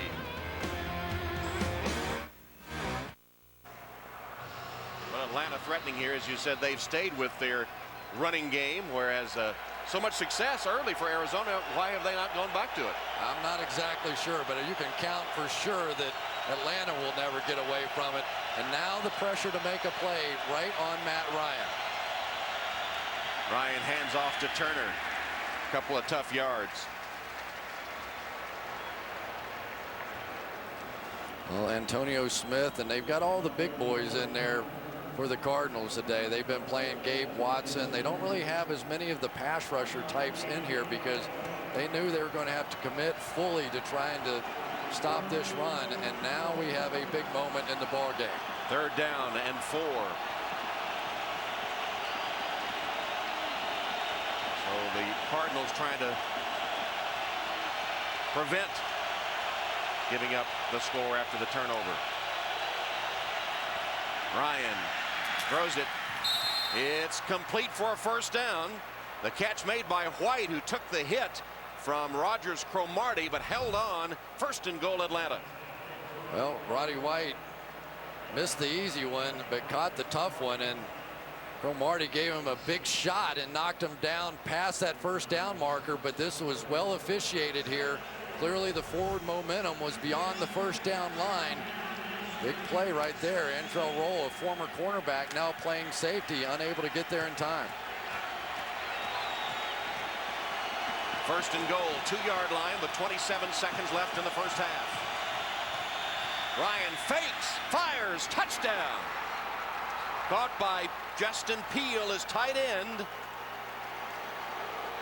And so the Falcons get the interception on the deflected pass and turn it into a touchdown to take the lead. What a great call by Mike Malark here. Everybody in the building thinking run. They go with this bootleg look and just simply burn them. There's no way for the Cardinals that you don't stay backside in that situation on the goal line and protect against the run. Bold play with a rookie quarterback in the playoffs, but a great call. Elam, the extra point attempt. And it is good. So the turnover results in the Atlanta touchdown. Matt Ryan throws the touchdown pass. Atlanta in front. Matt Ryan getting congratulations from his offensive lineman after leading that touchdown drive. Yeah, not such a great start to this ball game. First pass he throws, intercepted by Ralph Brown. And then he ends up with one that was almost picked off. And then he just got hot. And I think, Tom, the most impressive part of what he's done so far in this first half are the number of third downs that he's converted. And it's not been third and short. These have been some third and long situations. And Matt Ryan has just simply stepped up. He stood tall in the pocket, and he has delivered. Look at those numbers, 17 of 21 since that slow start. Arrington is going to bring it out of the end zone. Not a great decision as he's slammed down at the 16-yard line. And don't forget, coming up, our Toyota halftime show. Guys in the studio will take a look at this first half. They'll have the latest on LT. And Al Michaels will speak with Colts coach Tony Dungy. That's all coming up at halftime. You know, Tom, I'd be stunned if LT didn't at least make an attempt. Remember last year in the playoff game with the knee, he sat out, kept his helmet on, was heavily criticized after that one. And so you've got to think he's certainly feeling the pressure to get out there and at least make an attempt of it today. But I'll tell you, they're not hurting with Darren Sproles in there. That little guy is something else. Let's see what the Cardinals try to do here with that quick strike offense. A little screen pass which gets next to nothing to Fitzgerald. And the fans wanted Warner to go downfield with it as they let him know that they weren't too happy with that. So Matt Ryan, the rookie quarterback, has his team in front in the first half of this NFC Wild Card playoff game. Coming up, the Toyota halftime show. But first, these messages from your local NBC station. Welcome to the Toyota halftime show, brought to you by Toyota, moving forward. At halftime, the Falcons now flying slightly higher than the Cardinals and leading 17-14. Bob Costas, Matt Millen, Jerome Bettis. We'll talk about this game in a moment, but first, let's look in on the scene at Qualcomm Stadium in San Diego. There is LaDainian Tomlinson, came out moments ago to begin warming up. We expect that he will play. How well and for how long, we don't know. There have been multiple reports, which he has declined to comment on, that the groin injury, which was reported earlier this week, first they said it was an abdominal strain, then clarified as some sort of groin injury. New reports say that possibly there is a torn tendon, which obviously would be much more severe. When he came into the stadium, Andrea Kramer asked him about it. He declined to comment as to the specifics of the injury. He would say only that he has received extensive treatment and that, as you see, he would get taped up, go out and warm up, and hope to play. So we'll keep our eye on it. That obviously is the second game of the doubleheader, the Colts and the Chargers. Now on to this one. It started out very well for the Cardinals, Bus. They were leading 14-3 at one point. You know, Atlanta came back, but I was so surprised at how Arizona came in this game plan. Ken Whisenhunt said, we're not going to throw the football around. We're going to run the ball with Edgerrin James, and we're going to establish the line of scrimmage. And what they did, they started to run it, and then they used the running game to their advantage and came back with the flea flicker, a form of play action, get the safeties to bite, 6 down the left sideline. Now, they didn't forget about the other half of their running game, which is Anquan Boldin. Remember we talked about in the pregame how he's going to throw it short and then he's going to take off and run 67 yards down the left sideline after a 4-yard pass. Yeah, 71-yard play, 4 in the air and 67 on the ground. But then the pick, it wasn't really Warner's fault, off the receiver, and Jackson grabs it. Chevis Jackson makes the pick, and really one turnover, both sides. You have one for Atlanta. You have one on the other side. We got ourselves a football game in the second half. You know, as you pointed out in the pregame show, Matt Ryan has matured throughout this first year in the league. Down 14-3, he's a rookie on the road, first playoff game, not rattled. Malarkey is doing an outstanding job here with this young quarterback. Okay, we move on now to the line of scrimmage where the crew wraps up its stay in Big Piney, Wyoming, where a transfer student from sunny Florida talks about playing in one of the coldest places in the United States.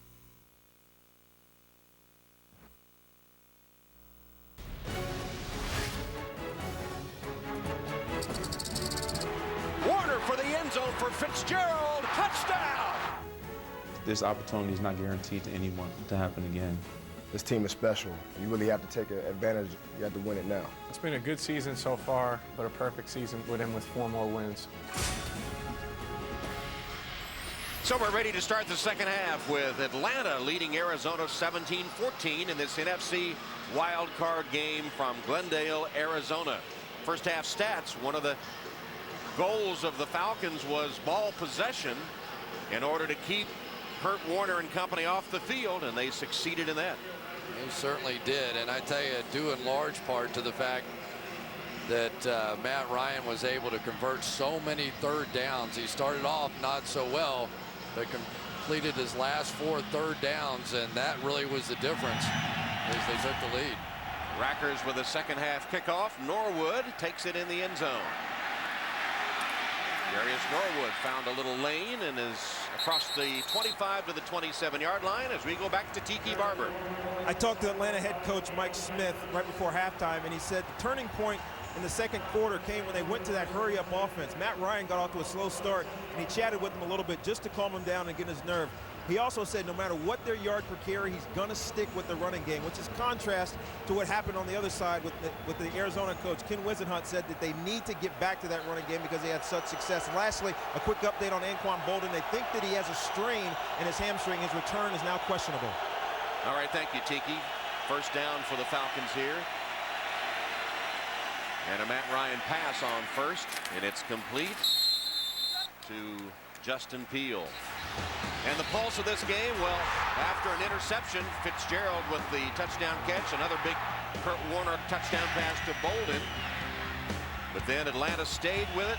Matt Ryan found his rhythm, and the last touchdown was after a turnover. It was scored by Michael Turner on the ground. And just to back up what Tiki was saying, Atlanta stayed with the run. Turner in his first quarter had 7 carries for 11 yards, but the second quarter they kept going to him, 8 carries for 31. And Arizona, 33 yards from Edgerrin James, and there's a turnover right into the hands of Roll, who will waltz in for the touchdown. It just popped out of the arms into the hand of Antrell Roll, who had the easy Arizona score. One of the defensive linemen for the Cardinals just shot the gap and completely caught him off guard. That was Darnell Dockett using his quickness. And Tom, we've seen this throughout the course of the game. Anticipating snap counts, beating these offensive linemen off the ball, and what a way to start the second half. Incredible as Roll, to the applause of the front office, takes it 27 yards for the score. And so Rackers back for the extra point. Wow, that barely sneaks through the right upright. But Roll picked it off in midair and took it 27 yards for the go-ahead score. View of downtown Phoenix here in the Valley of the Sun, where the Cardinals have just taken the lead 21-17 on a freak play. A fumble picked off in midair by Roll, and the gambling defense of Arizona hit the jackpot on that one. Norwood. This time he'll down it in the end zone for the touchback.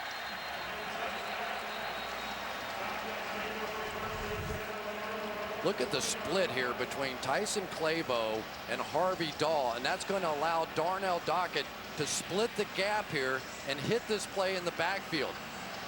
The Cardinals have been anticipating the snap count all day. Yes, they've been offsides a couple of times, but now they have this huge play, a sack.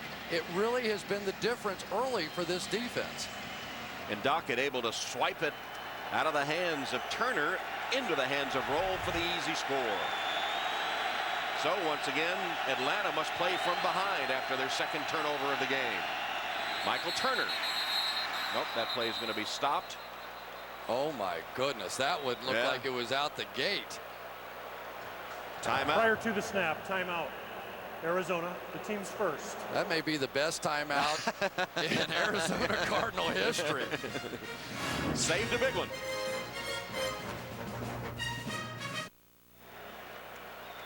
21-17 in Phoenix. Meanwhile, in San Diego, LaDainian Tomlinson has completed his workout. He told Norv Turner, who then told Andrea Kramer, that he would play against the Colts later on tonight. Here's the handoff to Turner. Again, tackled in the backfield by Dansby, who's been shadowing him the entire game. The Cardinals only had 10 guys on the field as they got this timeout just before the snap of the ball, but it was gone. It was going to be a touchdown, Michael Turner, and that timeout saved them. And then the tackle of Turner in the backfield. Second and long. Turner out, Norwood in for Atlanta. Here's Ryan. Hit as he delivered the pass and into traffic and caught by White.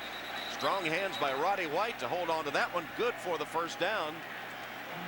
There is a flag on the play. Holding. Number 73. Offense. 10-yard penalty. Replay. Second down. Harvey Dahl with a hold negates a first down pass. Well, Harvey Dahl, who was just beaten on the play before by Darnell Dockett, now gets beaten with a quick jump again and has no choice but to try and hold. Look at Dockett as he goes the bull rush, and for Dahl, he has no chance but to hold on, and it negates a big play. Second fewest, tied for second fewest in the NFL, so a rare penalty makes it 2nd and 20. Matt Ryan being chased, pass incomplete. That was Berry that was bearing down on Matt Ryan.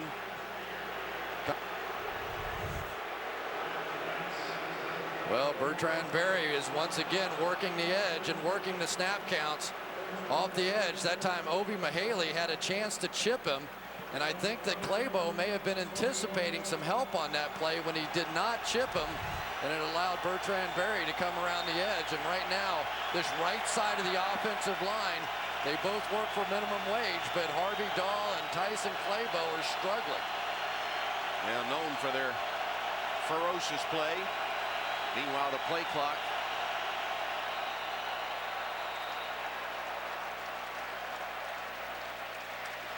and the flag's down.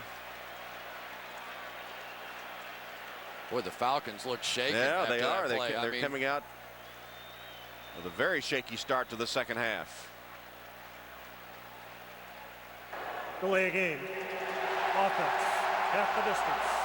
Third down. So delay a game will put them back even further in. They got to maintain their poise. Now, this is kind of the way they started the game. That's exactly right. And now you cannot make a huge mistake here. I would probably anticipate a run with a rookie quarterback here. From their own 5. Ryan's going to pass it from the end zone.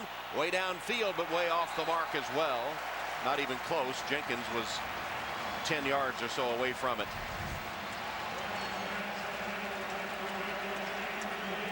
There's a hold on Berry that wasn't. Yeah, and that's called. A safety, Tom. A hold in the end zone. If that had been called, and Bertrand Berry justifiably is saying, where's the hold on that one? And that would have been 2 points for the Cardinals. Sam Baker got away with one.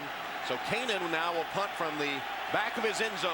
Roll is the deep man along with Breston. Kanan sends it on its way. High boot. And Breston hit it before he had a chance to field it, and the flag immediately comes down.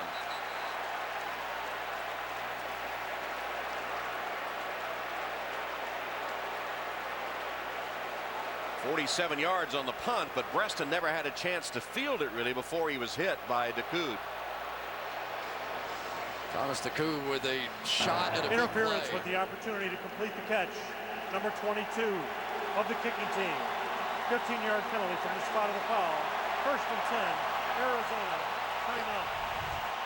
I think it was a good call. Absolutely it was. But it's kind of worth that shot. You know, as a guy, you're going for a big play, and you can't really fault him too much here.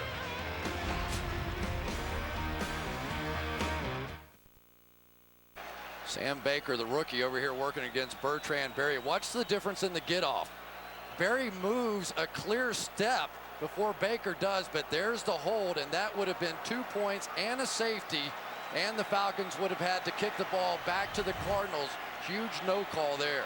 He's holding me, you saw Barry say after the play. Here's the running. Again, only the second carry since the first quarter for Edgerrin James, who was so impressive in the first, and that one, that's a pretty good gain on first down. Yeah, and the significance of the play now by Darnell Dockett has allowed the Arizona Cardinals to take a deep breath, get back to their running game. Maybe it would have been much tougher had, in fact, they come out there and were constantly playing catch-up. And, of course, the third quarter has belonged to the Cardinals through the regular season. Most points in the third by any team in the league. Good catch by Kurt Warner there, the double count. Blitz was coming, still showing blitz, and here they come. Warner, it's picked up. And Fitzgerald unable to make the one-handed stab. Next week, all your favorite NBC shows are all new all week with the premieres of Superstars of Dance, The Biggest Loser, and How We Do It. That's all starting tomorrow night here on NBC. Did that kind of startle you that Fitzgerald didn't catch that ball? Yeah, one-handed. I thought that's his trademark. We saw Spider-Man, you know, do that in the past. It just didn't stick that time.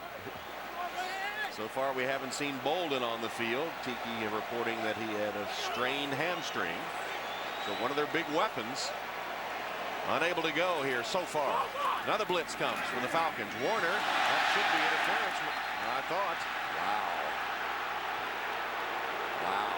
Chris Houston, I think, got away with one, did he not? Well, they're letting them play, as sometimes happens in the playoffs. Houston looked like he had a pretty good hold right there. Yeah. If that's not holding or pass interference, or all of the above. Oh man, that's wow. Well, that's two penalties that Atlanta's gotten away with here in the third quarter so far. Man, oh man. So it's fourth down and a field goal attempt upcoming from Neil Rackers. Boy, if they don't get off the field here, that was close. Play clock, got it away. 51 yards, but no good. Wide left. So Rackers, as they hurried out on the attempt, 51-yarder is no good. And Atlanta breathes a sigh of relief as they gave the Cardinals great field position, but it doesn't cost them any points, and they'll take over when we come back to Arizona. Arthur Blank, the owner of the Falcons, and Thomas Dimitroff to his left. Yeah, it was the grand slam between Mike Smith and Michael Turner and Matt Ryan. They got them all right this year. Rich McKay was up there too in that shot as Michael Turner gets the call, and as was the case at the start of the game, the Arizona defense keeps Turner under control. O'Keefe made that hit. But Tom, one of the things you always see in the NFL is that the running game gets better as the game goes along. You know, those defensive linemen, they're big guys and they're hustling and they're making plays in the first half. But if you just keep pounding it, more often than not, some big plays will happen in the fourth quarter. And you see how the offense has sputtered for the Falcons so far in the third. Ryan tried to change that. White grabs it, complete. But no chance to run after the catch with Rogers Cromartie right in his face.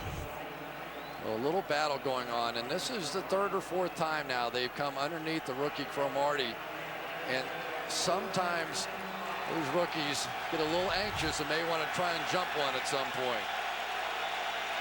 An NFL rookie record in the postseason for Matt Ryan, who beat Slingin' Sammy Baugh's record. What about that? One of the NFL's greats, Sammy Baugh, now eclipsed by Matt Ryan. Here's Ryan's pass, and it's through the hands of White.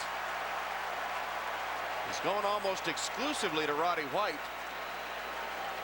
And he's going to go 3 and out here. Boy, Jarius Norwood just got trucked on this one by Gerald Hayes. Watch this, coming right up, and Norwood, who's signing the scat back, almost got buried into Matt Ryan.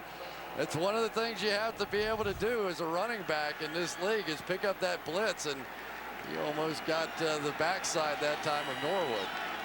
Kanan ready to boot it on fourth down.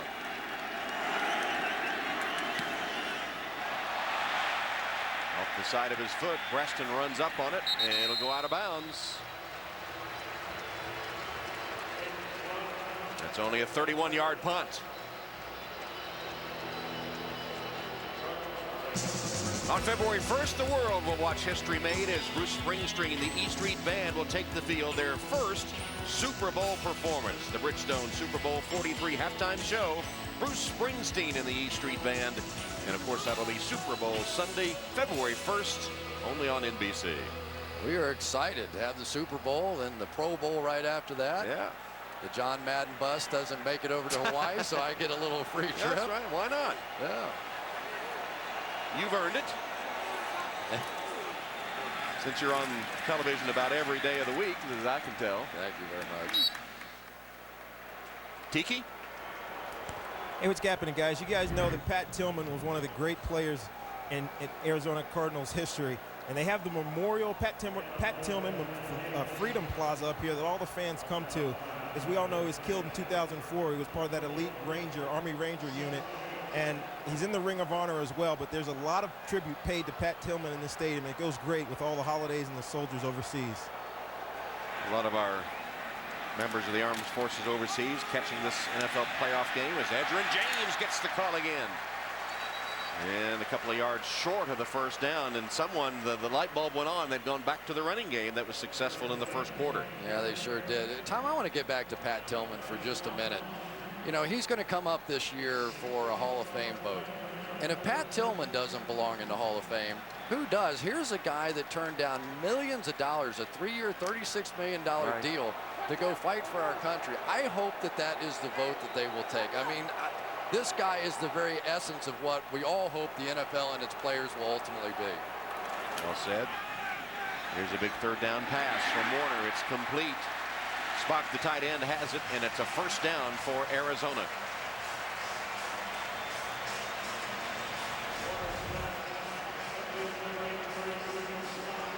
Well, you're going to see a little bootleg action now, and it's one of the nice things about being able to have some sort of a running game is that now you bring in some of these plays, some of those bootleg plays, some of the play action plays, and it's not just on Kurt Warner to drop back and throw the football.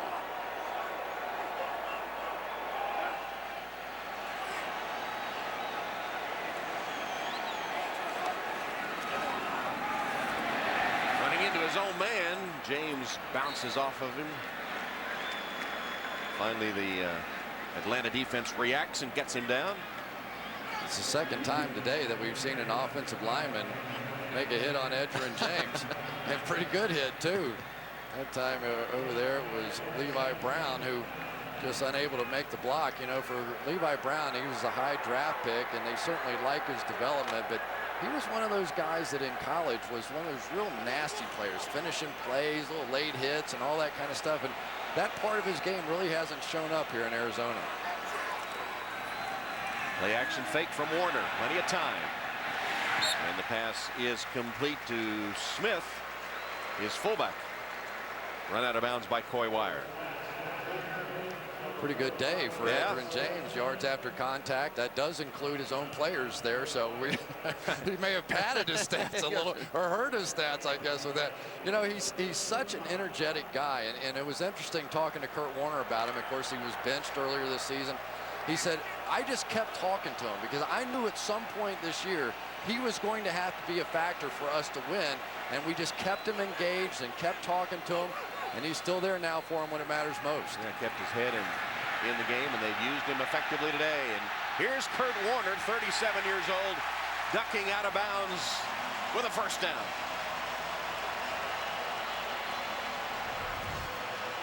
Well, I'm sure Kurt's not so thrilled to be running the ball at this point. But we just talked about Levi Brown. That time he did a nice job on John Abraham, pushing him past the pile. And it wasn't like Kurt was going to put his head down or anything right there, but he got out and picked up a first down. Well, and everybody in the stadium's glad he didn't. Yeah, maybe other than Matt Leinart.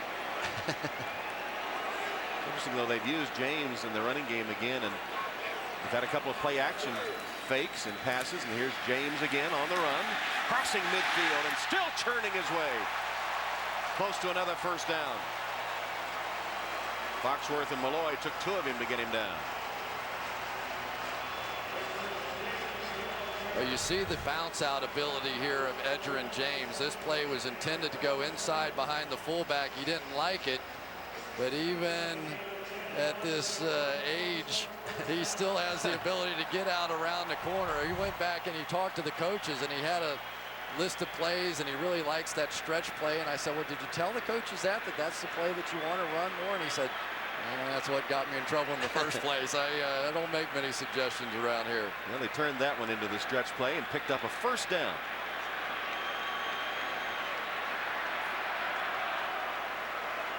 And looks like a timeout's been, well, we have an injury timeout, I believe. Looks like one of the Falcon players is shaken up. It's going to be Foxworth, Dominic Foxworth. And Tom, that is significant right there, because one thing the Falcons do not have is much depth in the secondary at all. Foxworth, a big addition to this team, picked up just before opening day, and now they are really thin back there. Placed by Brent Grimes, and here's Hightower with a carry. Tim Hightower, the rookie from Richmond, who's been a touchdown specialist, a pounder at the running back spot for Arizona, with 10 touchdown runs this season, the native of Alexandria, Virginia. Yeah, it was interesting talking to Tim Hightower. Talking about the highs and lows of his rookie season. I said, what was the worst moment? He said, in practice. So one day I was supposed to block Adrian Wilson coming around the edge, and I'd never seen anything like that in my life. He hit me so hard, I was flying, and I could hear my coach, Maurice Carthon, screaming at me before I hit the ground. Put him airborne. Warner finds his man. This is Urban, who had the deflection earlier, which resulted in a interception turned into a touchdown by Atlanta. Catches this one. Well, Urban makes a nice play. They came on a slot blitz that time, and Kurt, as he does so well, you know, he talks about he really prefers teams to blitz him. He thinks the strength of his game is the ability to read it and get it out of his hand quickly. That time, perfect execution by Kurt Warner. Lots of experience, quick release. Result in plays like this. Out of the backfield to James. He's hard to bring down too.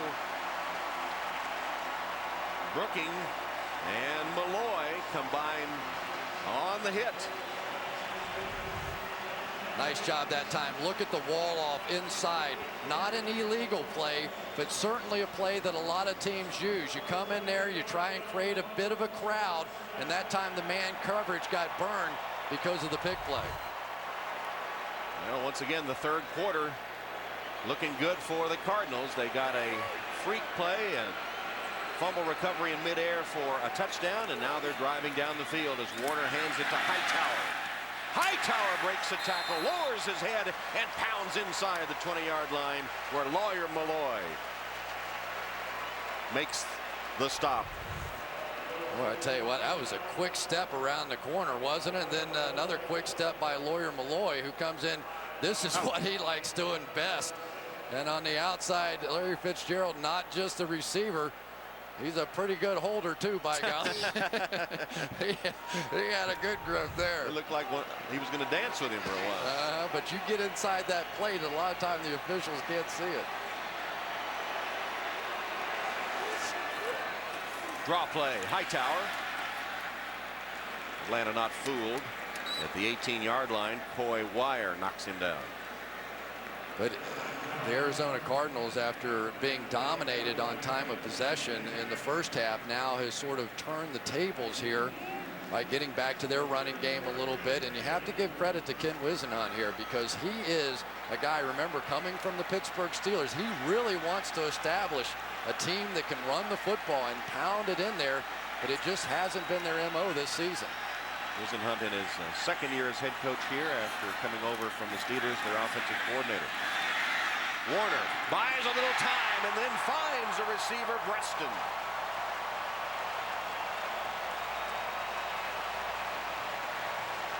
Jamal Fudge prevented the touchdown, but here's Kurt Warner at his best. Strictly the offensive line. Look at this protection. That has to be at least 5 seconds worth of protection, and for Kurt Warner, you give him time to survey the field for that long? No way. Look at him standing there, make the throw. Yes, he took the big hit from Grady Jackson, and that's about let's call it 399 plus. Well, Grady landing Jackson, right on top. well, they tell us he knows food. He can't cook, but he knows everything about food. Here's Hightower racing for the touchdown.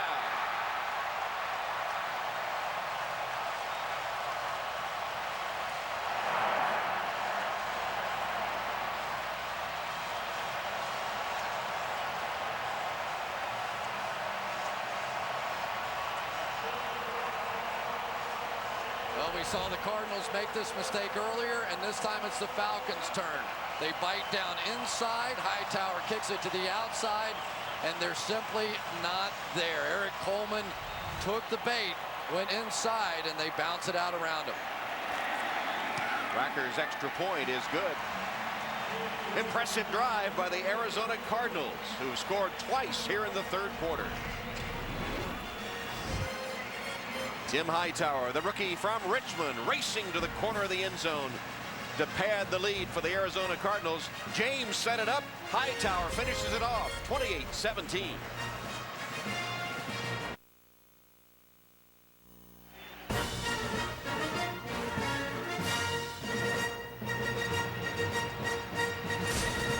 Hightower with a touchdown, as Kurt Warner was 5 for 5 on the drive to 5 different receivers, none of whom caught a ball in the first half. Impressive drive by the Cardinals, and the kickoff by Rackers through the end zone for the touchback. Well, after nothing longer than a 5-play drive in the first half, look at this drive here, converting 4 third-down plays, 14 plays, 76 yards. And it was Kurt Warner, it was the running game. That's about as good as the Arizona Cardinals have looked all season, and it came in a big, big moment. Tremendous pass protection. This offensive line, this perhaps is their finest game of the season, I think, so far. Now the Falcons and their rookie quarterback in an unaccustomed position, having to play from behind. Gonna go deep on first down the sideline, and intercepted. Intended for Roddy White and picked off by Dominique Rodgers-Cromartie, the rookie from Tennessee State. Matt Ryan held it too long. Roddy White had a chance, but watch the play on the ball here.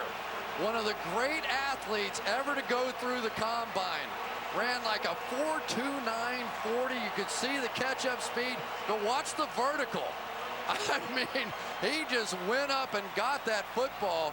And for Matt Ryan, a huge mistake. They ran an out and up trying to take advantage of the rookie, but he held the ball too long. He's going to keep it too, I think. No, he's going to throw it in the stands. A clear rookie mistake there. Yeah. You definitely want to save an interception from the playoffs. Second interception of the day, pitched by Matt Ryan, the rookie quarterback of the Falcons. Third turnover by Atlanta.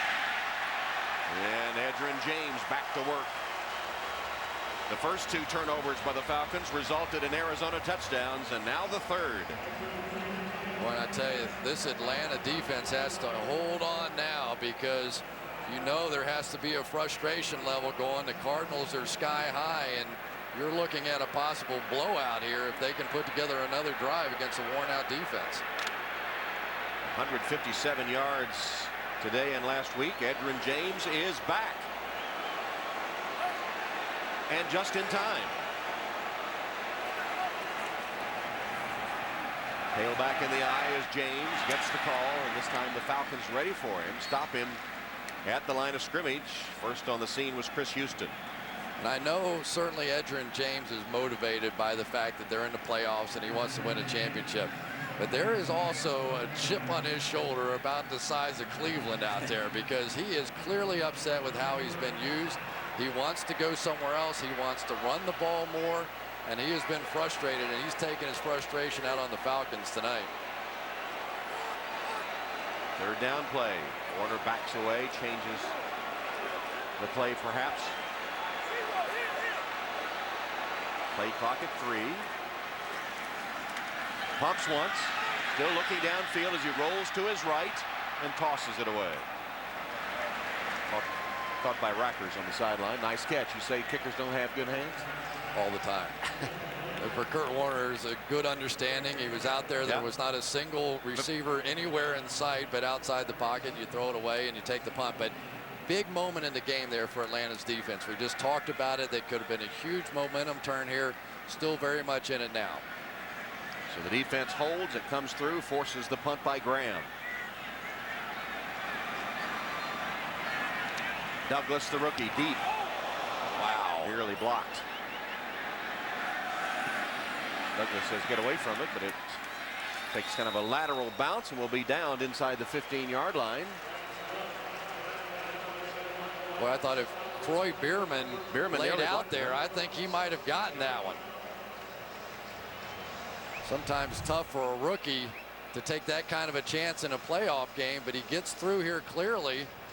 And instead of laying out and making that block, he tried to pull off of it. I'm sure not wanting to make the huge mistake. But I'm not so sure if he lays out on that one. He doesn't get it. Yeah, I think you're right. Well, as it is, the Falcons will take over. Less than a minute to go in the third. Turner again and draws a crowd, surrounded and taken down.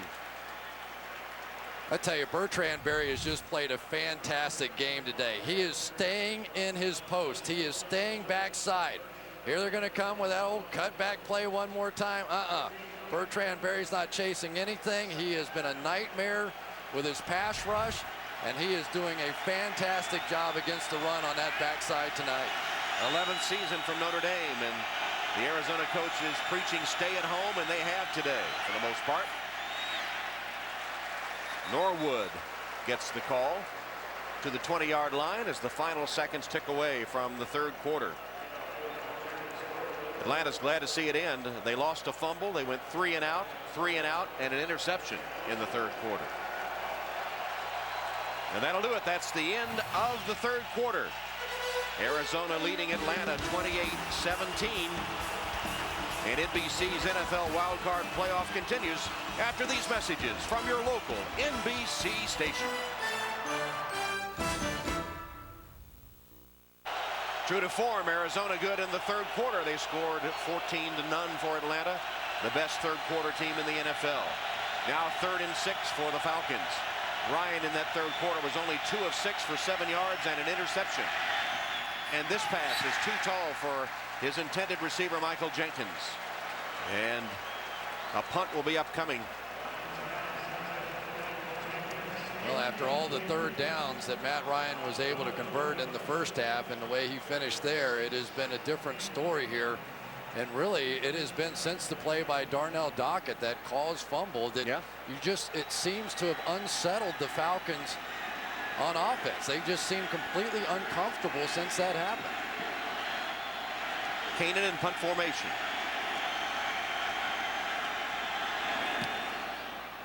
Picks up the low snap and sends it to Breston, who calls a fair catch at his own 45-yard line. NBC's NFL Wild Card Playoffs brought to you by Chevy and American Revolution. By Vizio, America's HD TV company. To learn more, log on to Vizio.com. And by Wendy's. It's way better than fast food. It's Wendy's. Today's aerial coverage brought to you by Duracell. Tom Hammond, Chris Collinsworth, Tiki Barber. First NFL playoff game. It's the NFC Wild Card matchup, 4-5 matchup between Arizona and Atlanta. And Arizona leading 28-17 after a 14-0 third quarter. Hand off to Edgerrin James. This is the formula as a flag comes flying in. This is the formula that's worked for Arizona today. Edgerrin James, pound, pound, pound, and then hit a big pass. Boy, wire on that tackle. Personal foul, face mask, number 50, defense, 15-yard penalty, automatic, first down. Remember, there's no incidental face mask anymore, so you have to grab and turn it, and there is no question about that one. Lucky his head's still on. That's Curtis Lofton, the rookie from Oklahoma. And this has not happened much to this team this year Defense has committed only 14 penalties, and that is the fewest in the NFL. They don't allow big plays. They don't beat themselves. And so far today, well, let's give the offense a little credit after that fumble. That one's the one that sort of turned the tide here. 36-yard line for Arizona.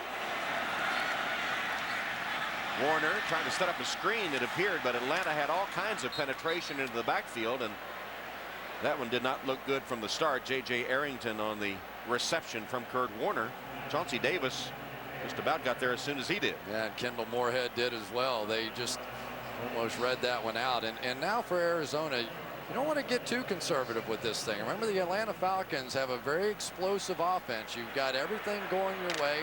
All you need probably is another 10 yards or so with a legitimate shot at the field goal. Don't rein it in now. You've made your living as an offensive unit. Keep firing. Blitz comes from Atlanta. Pass juggled and caught by Urban, but he'll only get a couple of yards out of it. The Atlanta Falcons have not been able to sack Kurt Warner today, and John Abraham, third best in the league, has been controlled by the offensive line of the Cardinals and the quick release of Kurt Warner. Yeah, in fairness to John Abraham, he's been paid a lot of attention, and there's Mike Gandy. It's his birthday today, and so he's gotten one of the best birthday presents ever if they can keep John Abraham off the sack charts. Yeah, Abraham had a birthday present planned for him, but so far it's still wrapped. Warner on 3rd and long, sandwiched by the rush, and then his intended receiver Breston fell down. Yeah, every time that the Falcons need to play defensively, they've dialed up this blitz trying to come from his backside there, and it is hurried Kurt Warner. I thought that was what changed the first half when they quit sitting back and they started bringing pressure. So maybe they're going to try and get back to that package again here, at least on 3rd down. And that stop kept them out of field goal range, and now they're going to have to punt. Seen quite a few slips on this field today. As Tiki reported earlier, it was Saad was changed out and brought in. Here's Finneran letting it bounce. There's a flag down. Took a great Arizona bounce. It'll be down at about the 1-yard line. And we'll check the penalty. I think one of the Falcons players on the gunner basically just tackled him, slung him to the ground.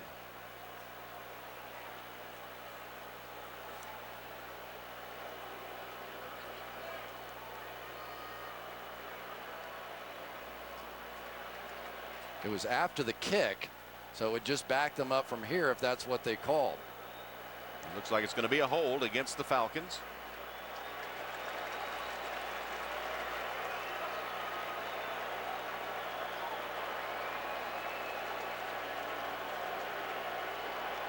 And still some confusion here. I think they're trying to figure out, was it pre-kick or post-kick? During the kick, holding. Number 23, correction on the offense, kicking team. That penalty will be assessed at the end of the play. And there's the hold. We'll be right back.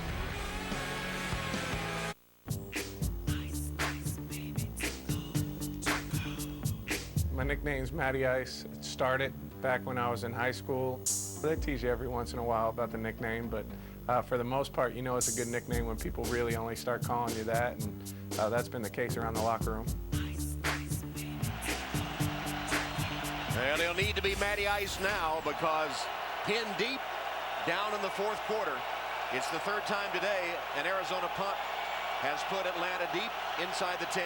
I think you need to go hard count here to slow down this pass rush a little bit.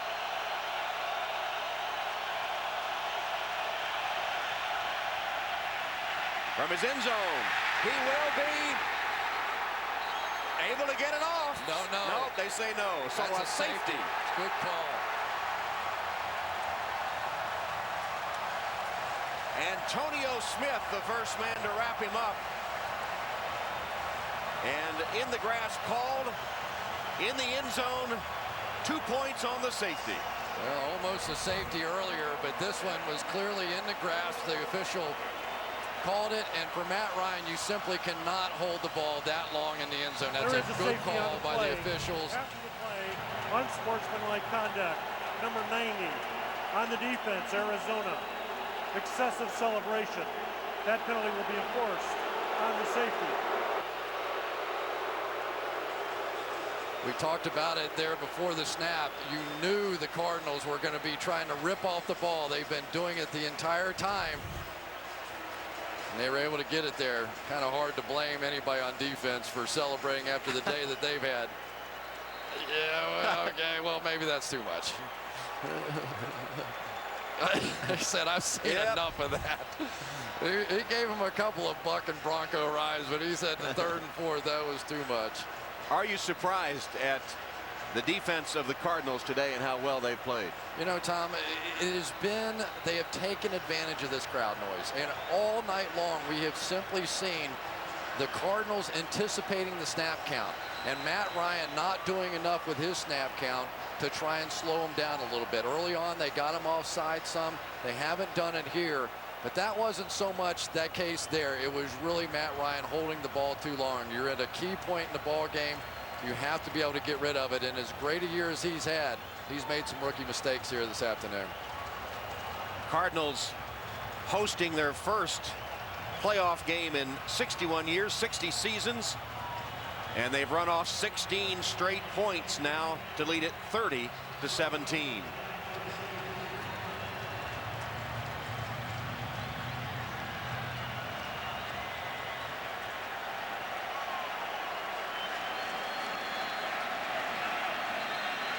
And on the free kick, Kanan is going to punt. Punts it high toward Breston, who fields it, drops it, picks it up again.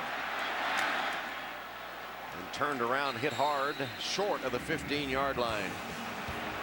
And Mike Smith's had a rough afternoon in his first playoff game as a head coach.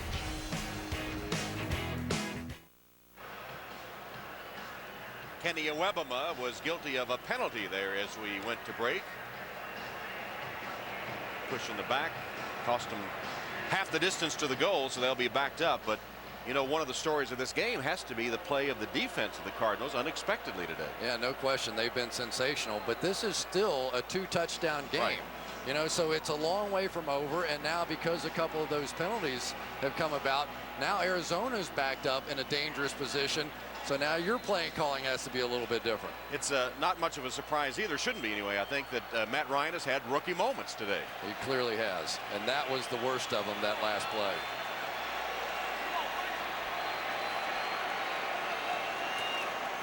Warner, quick toss out to Fitzgerald.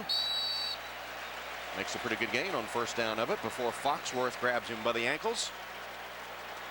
And Arizona, you know, everybody said that they couldn't succeed against good teams. They had a record of 9-7. They won the NFC West, acknowledged as a weak division. Sort of limped into the playoffs, didn't finish that well.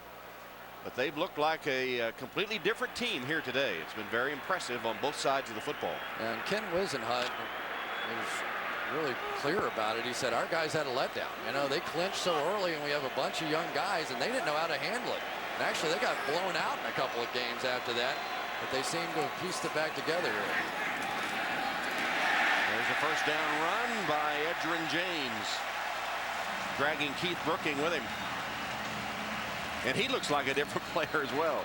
He really does. I mean, this has just been the Edgerrin James that they thought they got a few years back. And this is nothing but old-fashioned power football. There's no tricky things going on here. This is an offensive line that has been much maligned for their inability to run block, and they are just taking over this game at this point. 15 carries, 73 yards for Edgerrin James. That's almost 5 yards a carry. And if they can get the running, there the whistle stops that play. If they can get the running game going with the passing attack they have and 3 receivers over 1,000 yards, wow. False start. Number 63 offense, double clutch. 5-yard penalty, first down. Now send line the center called on the penalty. And not only has Edgerrin James gained 73 yards, but a lot of them have come after he's been hit. Yeah, well, he is running like an angry man today. He certainly is. And I'll tell you, you have to give a little credit to Todd Haley as well, the offensive coordinator, a guy that has made some great adjustments here. He has decided to stick with his running game, and it's worked. Kurt Warner's pass. Spock, the tight end. Todd Haley, the offensive coordinator, is trained under Bill Parcells. He said, you know, Kurt Warner is one of those guys, he gets bored. He always wants more stuff in. He's used to Mike Martz, who had 400 plays on his play sheet. He said, but I was trained by Bill Parcells, who he would come in and ask me, how many plays do you have in the game plan? I'd say 50, and he'd say, well, get rid of 25 of them. You know, so we're in a little conflict there. 110 yards to 8 in this second half.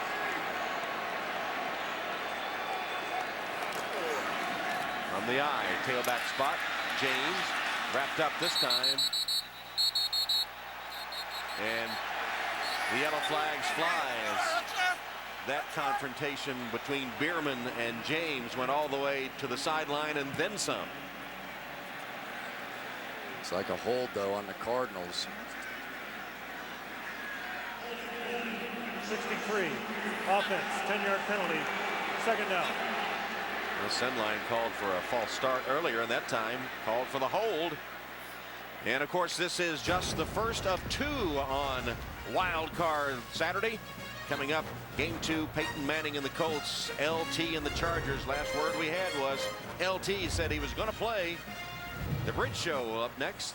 The Diet Pepsi Bridge Show will come up after this game before the start of the second game, the Colts and the Chargers. Big afternoon here of football on NBC, starting with the U.S. Army All-American game and then 2 NFL Wild Card games. Draw play, Hightower. Run into his own man. It's like they have magnets in them. I don't keep running into their own men.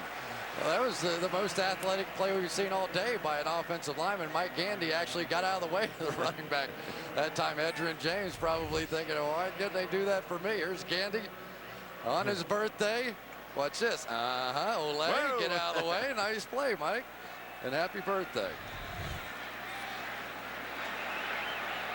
Need a stop right here, though, for Atlanta. They need 2 touchdowns to win this thing. And it's hard to imagine if they convert here, they're going to have too many more opportunities. On 3rd and 12, the Atlanta defense looking for a big stop. Kurt Warner retreats, throws underneath. Fitzgerald tackled well short of the first down, and so the Atlanta defense does hold, thanks in part to a couple of penalties against the Cardinals. Stephen Nicholas on that tackle. All right, it's Matty Ice time now, wouldn't you say? Yeah. I mean, this is the rookie of the year. The running game isn't going, and so now you really don't have a whole lot of choice, but there is time. I mean, they do not have to get away from the running game with their game plan here.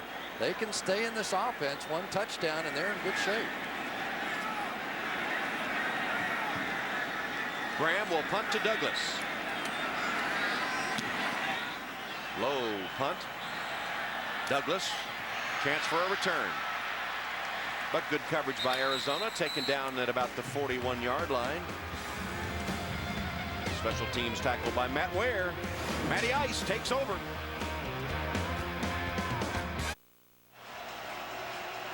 Matt Ryan facing the biggest moment of his pro career. His brother Mike is here to watch him. They call him Motts. The 2 of them were involved in a serious traffic accident when Motts and Matt were younger. That pass incomplete on first down. They were actually collided with a military fuel truck. And Mike, the older brother, had been a backup quarterback at Widener College in Pennsylvania. And his injuries in that crash were so severe that he was unable to continue as a quarterback. Desperately wanted to play football but could not continue. Matt was in the car with him and was not seriously injured. And for months he wondered, why me? Why did I escape when my older brother, whom I idolized, had his career ended? And it took a long time for him to get rid of the guilt and to be able to go on to have the great career he had at Boston College and now Rookie of the Year in the NFL. That pass on the mark. Finneran.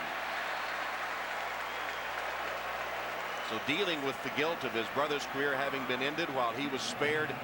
His brother here to watch him today along with Matt's parents, Bernice and Mike Sr. And he's trying to pull one out for the Falcons. This talented rookie facing a third down.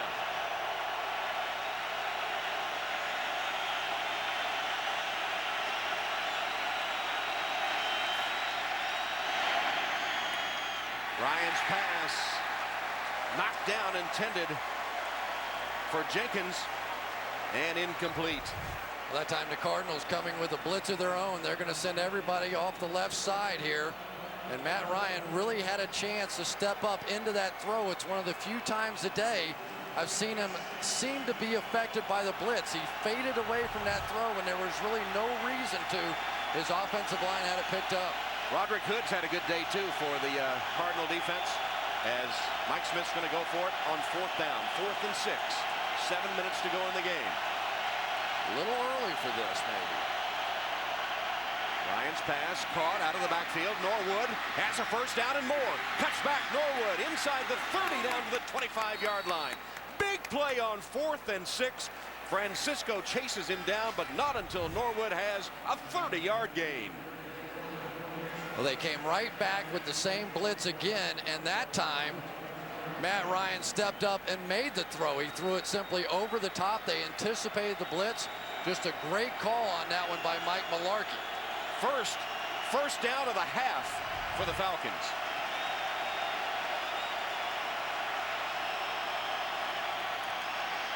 Ryan back in rhythm, completes another one. And the tight end Peel draws a crowd. Slammed down around the 20-yard line. And we've yet to see a run, I think, on this drive, and due in large part to the fact that Michael Turner averaging just 2.3 yards per carry. Clearly the difference in this one has been the ability of the Cardinals to stop the run. Clock under 6 minutes. Ryan had a man open, found him. Jenkins close to the first down marker on forward progress. Looks like they'll mark it just short. Hood with another tackle. And Matt Ryan doing a good job getting this ball out of his hands quickly. The Cardinals not playing prevent defense, but it's clearly not wanting to give up the big play. Ryan keeps it and picks up the first down. Now less than 5.5 to play. Yeah, and it's time to pick up the pace here a little bit. They're going to have to pick up the tempo now, because you know on the other side of the ball is Kurt Warner, and they clearly have the ability to pick up some first downs once they get it back. So going back to the huddle here, a little surprising. Five minutes left.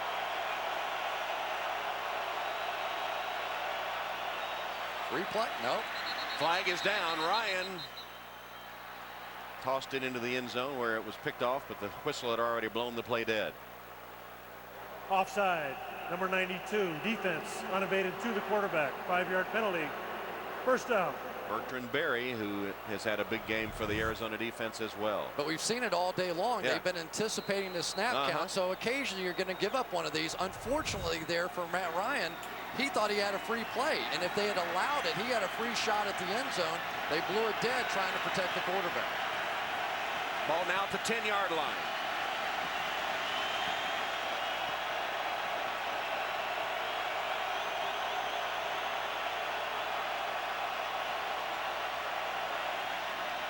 Short drop and a quick toss.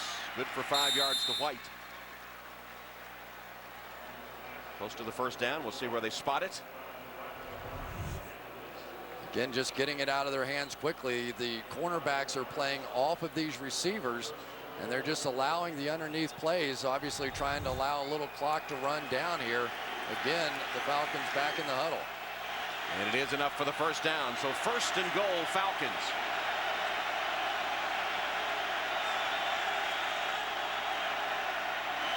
Stand up, toss it in the flat for the touchdown to White. White and Wilson with a little jawing afterwards. But Matt Ryan just raising up, tossing it to White, took it into the end zone with 4:15. How about that drive by Matty Ice there? Not a single run on the entire play, on the entire drive, and he takes them the length of the field. Again, I don't understand exactly why the Cardinals are playing their cornerbacks back in the end zone when they're on the 5-yard line. They just gave up a cheap touchdown. Mason Elam. Extra point is good. Touchdown for Roddy White, who's had a big season. Mike Ryan, Maddie's older brother, applauds as they pull within 6.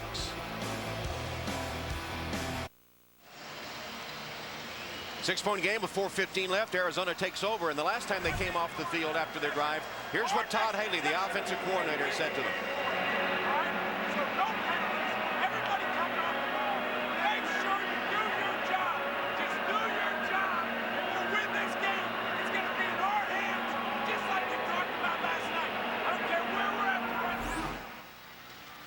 So Todd Haley saying the game was in their hands.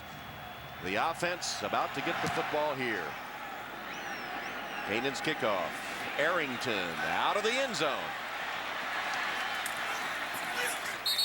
Decked at the 20-yard line, where they will begin. And Sunday, January 11th, the party of the year is back and bigger than ever.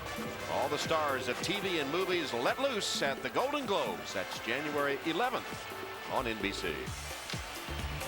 Tom, you hear all the time about the 4-minute offense, and we have 4 minutes and 10 seconds here, and this is exactly what it is. You have the ball on offense. You want to be able to grind out the remainder of the clock and not give it back to the Atlanta Falcons. Usually running teams are more successful with it. Do they have that kind of faith in their running game here to stay with it? But how many times has Kurt Warner been in this situation? Super Bowl MVP and league MVP.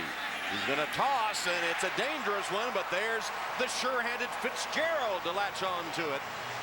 A gain of 15 and a first down before he's tackled by Chris Houston. That was a great route that time by Larry Fitzgerald. He made it look like it was going to be a post corner route, and just at the top of it, he stops and comes back to the football.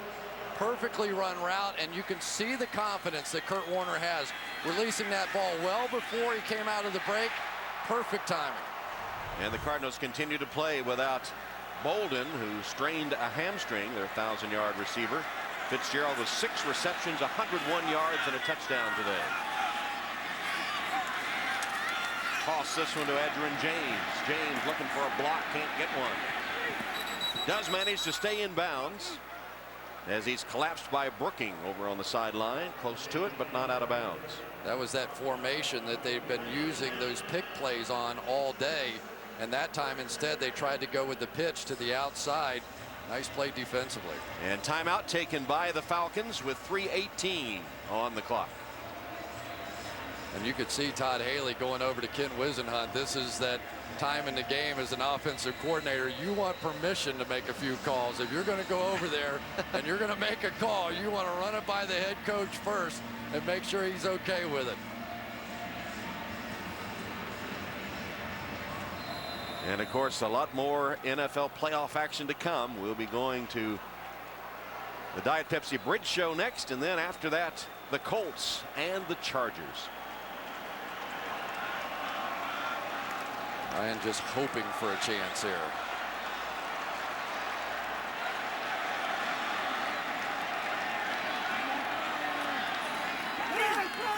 Play action fake, and Warner with time, and the receiver caught by Breston. Breston to the 40-yard line. Lawyer Malloy stopped him, but not until he had 25 big yards into Falcon territory. One of the great things about having a Larry Fitzgerald on your team, this time he clears out, he draws all the attention. Breston comes across the field, and the protection once again is there. This play takes a long time to develop, and for Kurt Warner, he had all the time he needed. Huge play in the ball game. And Mike Gandy, the birthday boy, well, has taken care of John Abraham today. He couldn't have a better birthday present than what he has done to the sack leader of the Falcons. Hand off to Hightower. Spinning his way and free for the moment.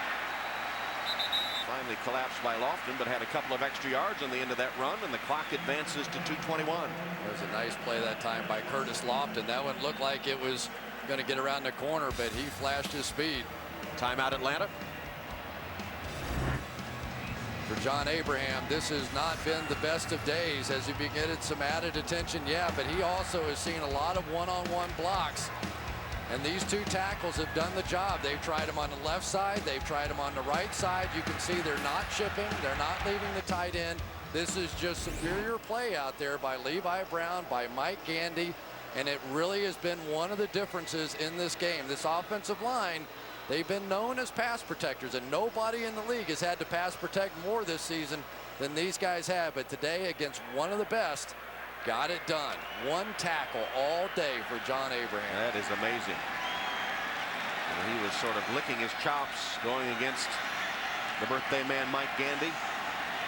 Didn't pan out that way. Here is an end around that's a disaster.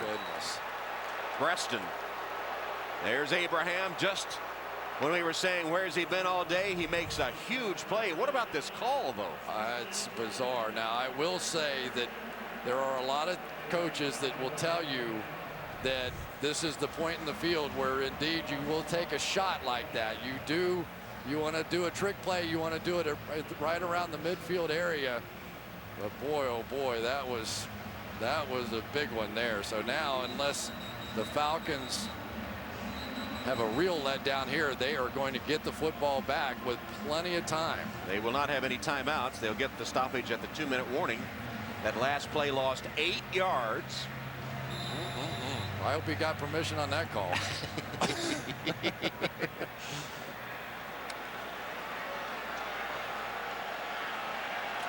So now all the way back to the 46-yard line.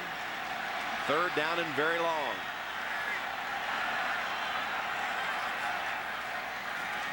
Warner. Wide open in the center of the field is Spock, the tight end. He was absolutely wide open. And he has it 22 yards and a big, big first down. Whoa. Watch the linebackers inside for the Atlanta Falcons. For whatever reason, they jump up. The veteran, Keith Brooking, a terrible mistake. It was 3rd down and a mile, and Keith Brooking jumps the underneath route. What is he doing out there? 2-minute warning.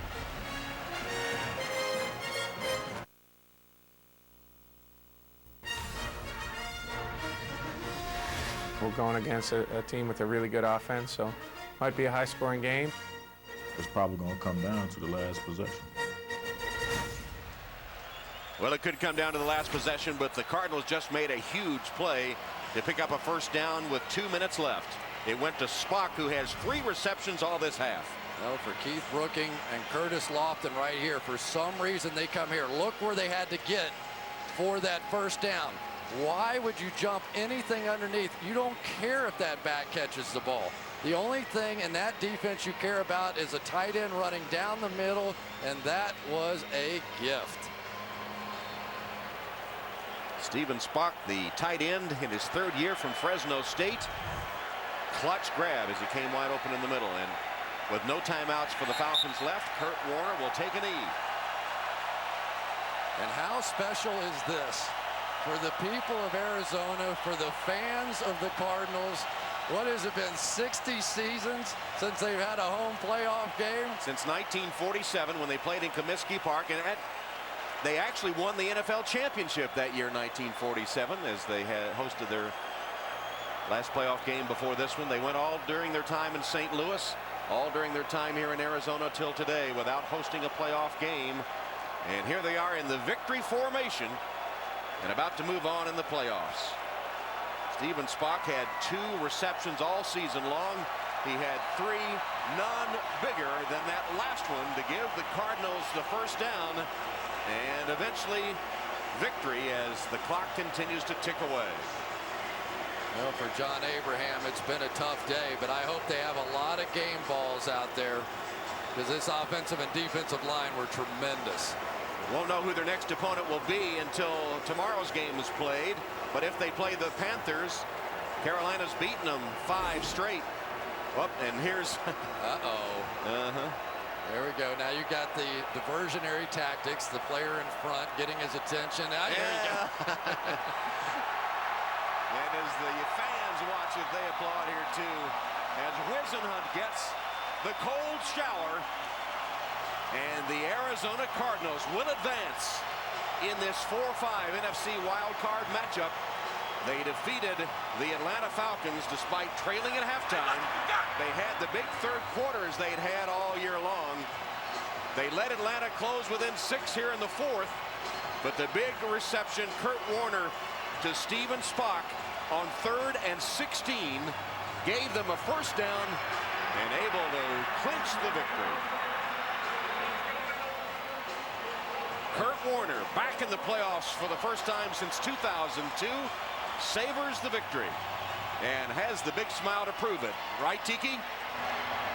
Kurt, this was a big day for you guys. You thought you couldn't run the ball against these teams. You ran very effectively in the first half and also in the second half. How big was that in helping you guys get this win? Well, you know it's always huge in the playoffs, and I think they came in saying, hey, we got to stop their passing game, make them run on us, and the guys up front, Edge did a tremendous job running the football today, and it was a huge key. You told us a couple of days ago you didn't know if your teammates thought that they could win this game or win going forward. What do you think now? Well, I hope this gives us a lot of confidence. I knew we believed we could win this game. Hopefully we can parlay this into some more confidence where we believe we can go wherever we have to go and win. This one, you guys got to go on the road. You get a little bit of home field advantage. If you get some conditions on the road, do you think you guys can adjust to it? Well, I hope so. We're going to have to. You know, that's the bottom line is that, in the playoffs, you got to go on the road. You got to win wherever they put you. And we're going to have to step up no matter what the conditions and play well. Kurt Warner, congratulations. Thanks, buddy. Tom, back to you. Kurt passed for 271 yards, 2 touchdowns, and an interception. Edgerrin James gained 73 yards, averaging nearly 5 yards a carry. Fitzgerald with 6 receptions as it's 30-24 Arizona wins. Coming up next, it's the Diet Pepsi Bridge Show. Then catch Game 2 of NBC's Wild Card doubleheader as Peyton Manning and the Colts take on LaDainian Tomlinson and the Chargers. That's all coming up next, only on NBC. Big win for the Arizona Cardinals and a long time coming. For Chris Collinsworth and Tiki Barber, Tom Hammond saying so long from Arizona. You're watching the NFL Wild Card Playoffs on NBC. We rejoin you once again from New York, and the lads are prepared with their tribute to Steven Spock. Live long and prosper, Steven. Or at least till the next round. Well. Yeah. Yes. Vulcans everywhere rejoice. Warner hits Spock with the clutch reception. And the Cardinals, who hadn't beaten anybody very good, basically they thrived in their own division. They were 3-7 against the rest of the league. They did it. They came out and played outstanding. They threw that Vulcan mind meld on them at the end of the game. I just thought as this game went on, the Cardinal defense really took over. And Bussy and I were talking about this as the game was unwinding. They had something on that offensive line because they were getting off the ball as quick as I've seen them get off. You think they had keys and knew it was coming? There's no question. I mean, you play the game long enough, you see that stuff. They're getting off the ball outstanding. And I like Ken Winsenhut, what he did with this football team. You got to understand, he came in with the mindset. He said, hey, we're going to be a physical football team. We understand we throw the football, but in the playoffs. And I think he really learned this when we won the Super Bowl back a couple years ago. You have to run the football in the playoffs to win playoff games. And I really think he dusted off Edgerrin James, and he said, hey, we're going to ride your back all the way through the playoffs. Now, I understand this is only one game, but this is a big game for them because they hadn't been able to run the football, hadn't been able to defend the run. So this was huge for this football team. They even let Tim Hightower get in the game. He got a touchdown, so this was big for those guys. Yeah, the other half of that is the defense. We said in the front end of it that they're going to have to step up, and they did. I mean, they got off the ball. They controlled the line of scrimmage. We also said that they had to be able for their secondary to play well, and you can see they got after them up front, and they had great coverage down the field. I thought it was outstanding all the way around for the Cardinal defense. Kurt Warner wasn't sacked a single time. That means they held John Abraham, one of the league's best, in check. You talk about the ground game of the Cardinals. Edgerrin James himself was saying, I didn't come here to be an offensive lineman. They got to give me the ball. Who would have bet that Edgerrin James would have 73 yards? Michael Turner, who had almost 1,700 for the year, would have 42, less than 2.5 yards per carry. So, I saw your Wilson, and you raised me. Exactly. In the pregame, I said that they had to stop Turner. They stopped Turner. They win the football game. So I think I may be a psychic. No, you're a psychic. You're a psycho. That's what you are. You're not a psychic. I'm psychic. Go back to that part. Edgerrin James, it looks like he's playing for another contract with another team, but who would have thought that they would have a running game like this? 73 yards. He had 100 yards the previous week, and after the game, Tiki Barber caught up with the Cardinal running back. It's been a frustrating year for you. You haven't run the ball very effectively or that much. You got benched earlier in the year. How gratifying was it for you to have such a big day in a playoff game? Well, you know, it's never the way you start, it's the way you finish. You know, I take this all day to be able to be in the playoffs and win, especially being around here is something they haven't done in a long time. So if that's the sacrifice I got to make, I'll take that all day. Did you guys know that you were going to commit so much to running the ball today? Well, we knew that they were going to try to stop our passing game, so we knew if we wanted to make sure keep them off balance, we had to be able to run the ball. And, you know, anytime you give us an opportunity, we're going to take advantage of that. It's been 60 seasons since the Arizona Cardinals have played a home playoff game. You guys play one, you get a big win. How much does this mean to this organization and to this team? I think it's hard to explain because this organization, you know, has been through so much for so many years, and finally they get a chance to win a playoff game. So I'm quite sure it's going to be a bunch of tears from the owners and everybody on the inside. I appreciate it. Congrats. All right, thank you, Tiki. If you look at Edgerrin James now and this style and what we saw today, is this what the Cardinals are going to expect to see defensively, that they're going to say, go ahead, let's see if you can run the football against us? Absolutely, because you know that this passing game can't beat you. And so I really believe if Edgerrin can continue to do this, this will be the team that everybody's talking about in the playoffs because they can go as far as Kurt Warner throwing the football, but now Edgerrin James, his legs can lead him the way, too. Well, speaking of legs, LaDainian Tomlinson, we're curious about how healthy he is.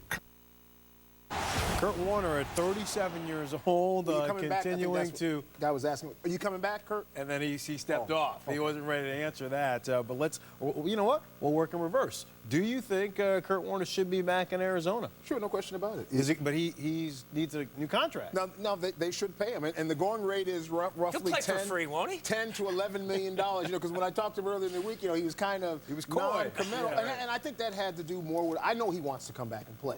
The question becomes, what is Kenny Wisenhunt going to do? Because they do have to make a call on Matt Leinart. Come on, you're not turning that program over to Matt Leinart right now. He may be 37 years old, but he's got a lot of life in that arm right now, and he's built a rapport with 3 receivers who all had better than 1,000 yards this season, and they did it with a 32nd ranked running attack. So but you got to pay the man. That's right. Do you give him a 2-year deal? Yeah, I give him a 2-year deal.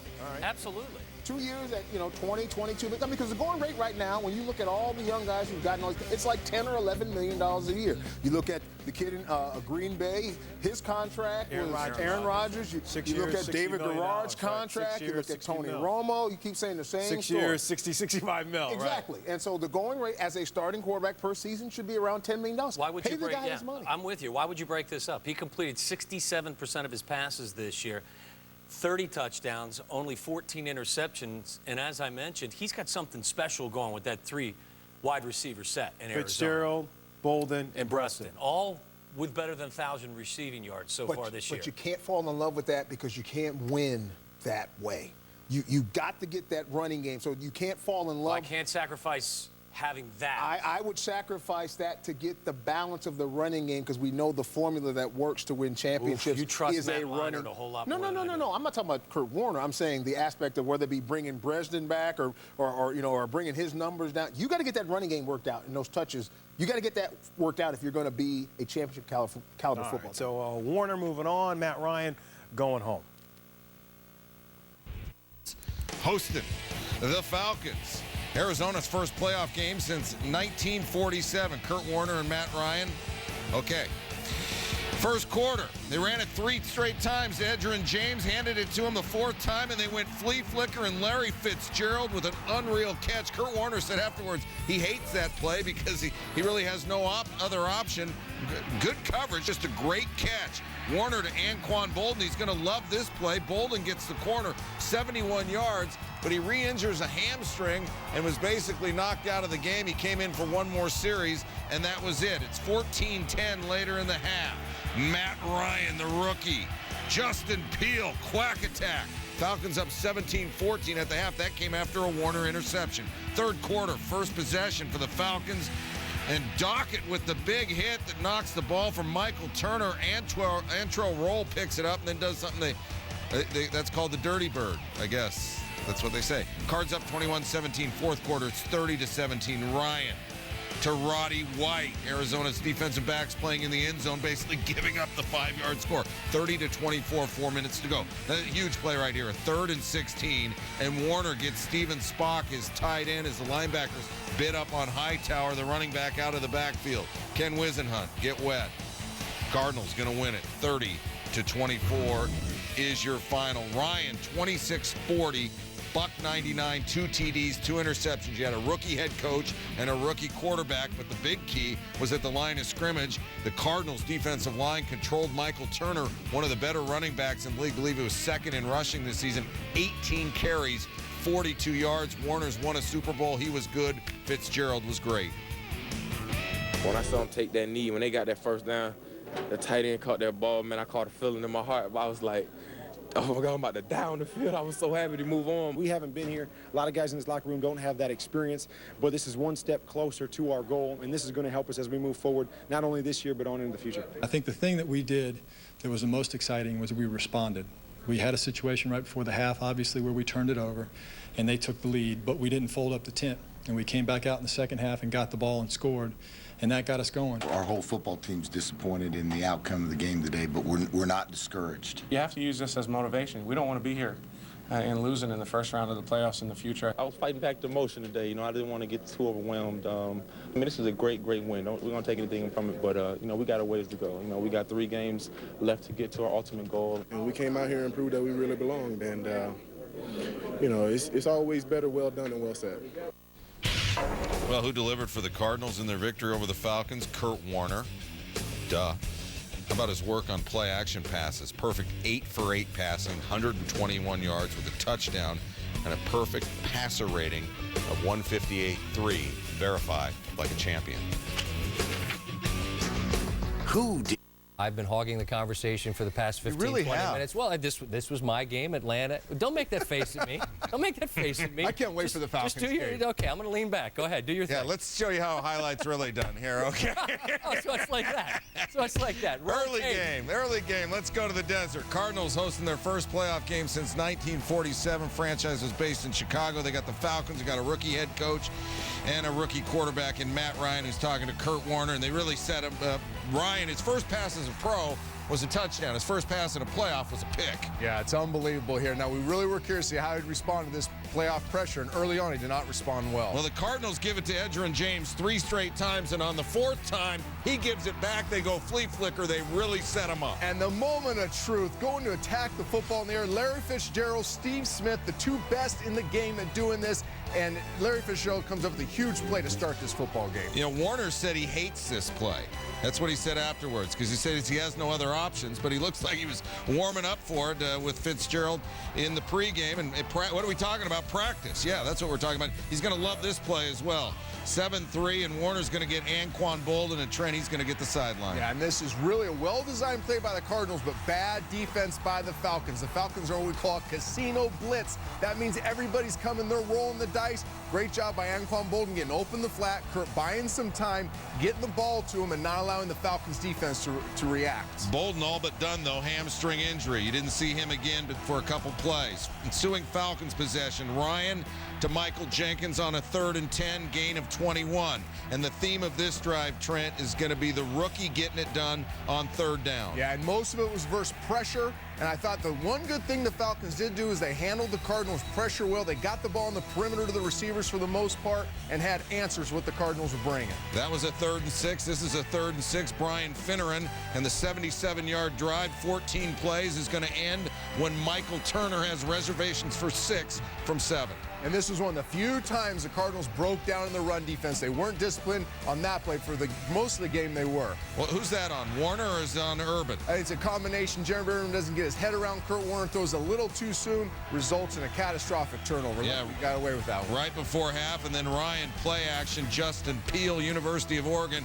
We go ESPN Access. Give it to us, Trent. Nice play fake, shoulders down, gets on the bootleg. You have 2 options. You got the fullback on the under route and the tight end slamming down on the defender and getting to the corner. You put the flat defender in a real bind, doesn't know which one to take. Matt Ryan beats him with the ball before he can get back to the corner. Yeah, Adrian Wilson couldn't guard 2 men, and so the Falcons 17-14 at the half. First possession of the second half, and Michael Turner's going to fumble, and Antrell Roll's going to pick it up in midair, go the distance, then does what they say is the dirty bird. I won't have you analyze that, but the hero here is Darnell Dockett. He really is. Great penetration, got off on the snap count. This was a theme in this game. The Cardinals had something about the Falcons snap count throughout the game. They're getting off quick. Everybody dogging the Cardinal defense. They're getting it done. 21-17, now 28-17 after a Hightower score and more Cardinal defense. Yeah, nice job getting in Matt Ryan. Now, you got to know if you're the quarterback, I got to get rid of this football. I can't be looking around, pick and stick, or let it go out of bounds. That was another dirty bird type thing. 4th and 6 for the Falcons. Ryan to Jarius Norwood.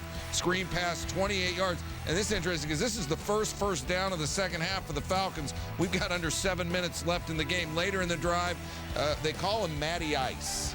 Yeah, does that work for you? I like it. Okay. This is really a nice play. You know, it's probably a run play. They get to the quick smoke option, the wide out. If they get off coverage, results in a touchdown. Biggest play of the game right here, 3rd and 16. You talked about the Sproles play in the last game on a 3rd down, and really the linebackers bid on the running back Hightower. Play action was a theme on this last drive, especially on this. Now, Brookings got to know, you got to play the down and distance, not the play fake, but great job by the Cardinals. It's showing a little play action element, getting the tight end down open in the middle.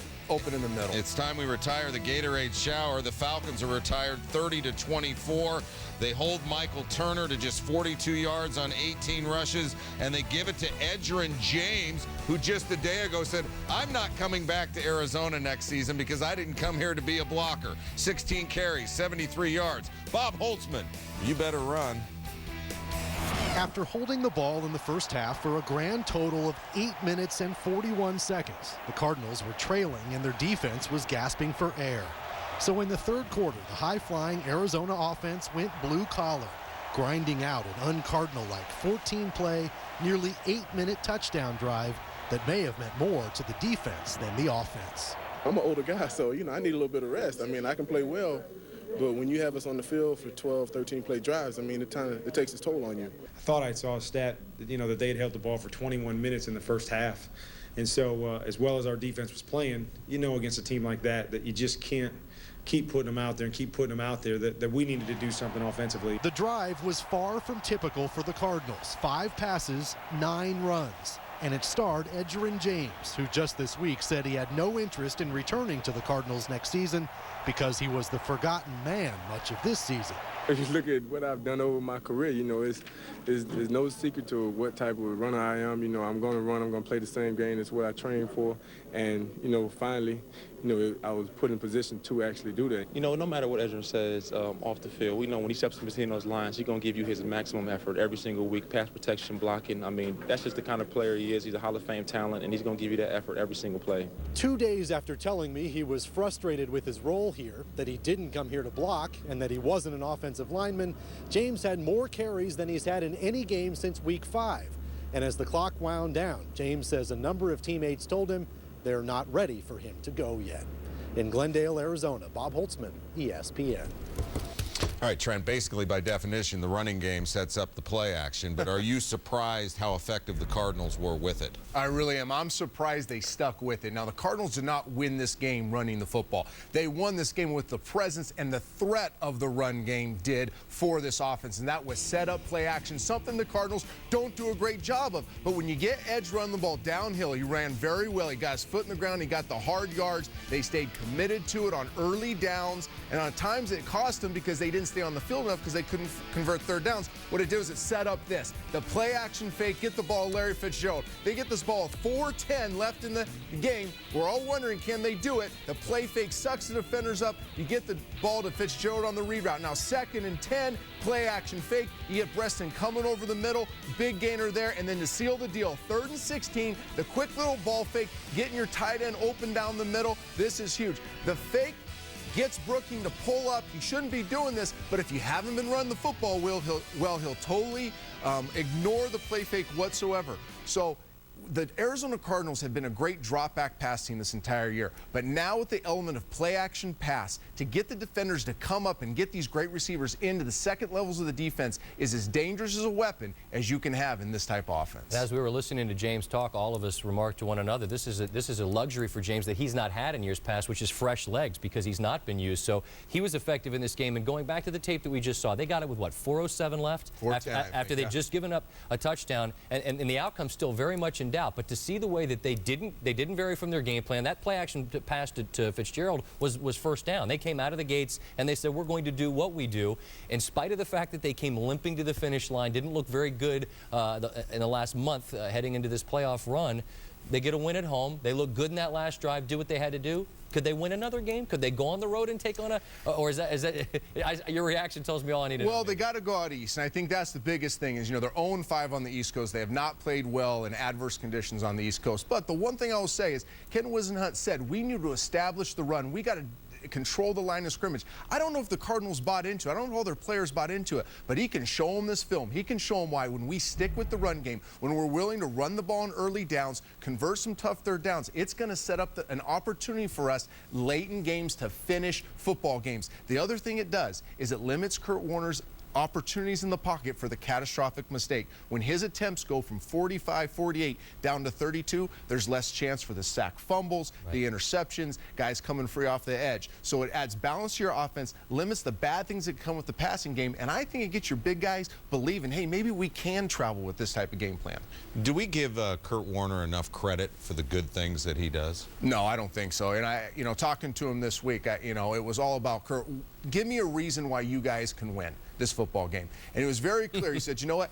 They don't know me. They don't know us. Now, I understand we haven't played well down the stretch. There's reasons for that. But he has great belief in himself and his ability to play his best football in the biggest moments. And he averaged 8.5 yards per attempt today. He understands when you can strike the defense and get chunks of yards in the passing game, if you don't score points, at least you flip the field and you put the opposing team in an uphill battle to move the football. So I don't think we understand how smart he is. We understand he's an accurate passer, has great anticipation. He's won MVP, he's won a Super Bowl. This is a cerebral guy. This guy understands how to win playoff football games and how this team needs to win playoff football games. And plus, he's basically back from the dead. I mean, he was great, and then he was awful, and now he's pretty darn good again. The Cardinals are good. Now, if the Eagles win, they're going to play the Giants. The Cardinals are going to go to Carolina, and if Minnesota beats the Eagles, they'll go to Carolina, and the Cardinals will play the Giants. So, with that said, Trent, do the Cardinals want to go to Carolina, or do the Cardinals want to go to the Giants? That Week 8 game at Carolina, just to hop in real quick, was a very, very entertaining football game. And Carolina had to come back, if I recall correctly, because Arizona had a lead in that game. Thanks for stealing my thunder. Sorry, but absolutely, that is definitely the matchup they want. They competed very well with the Carolina Panthers. If you remember, there was a little deflected check down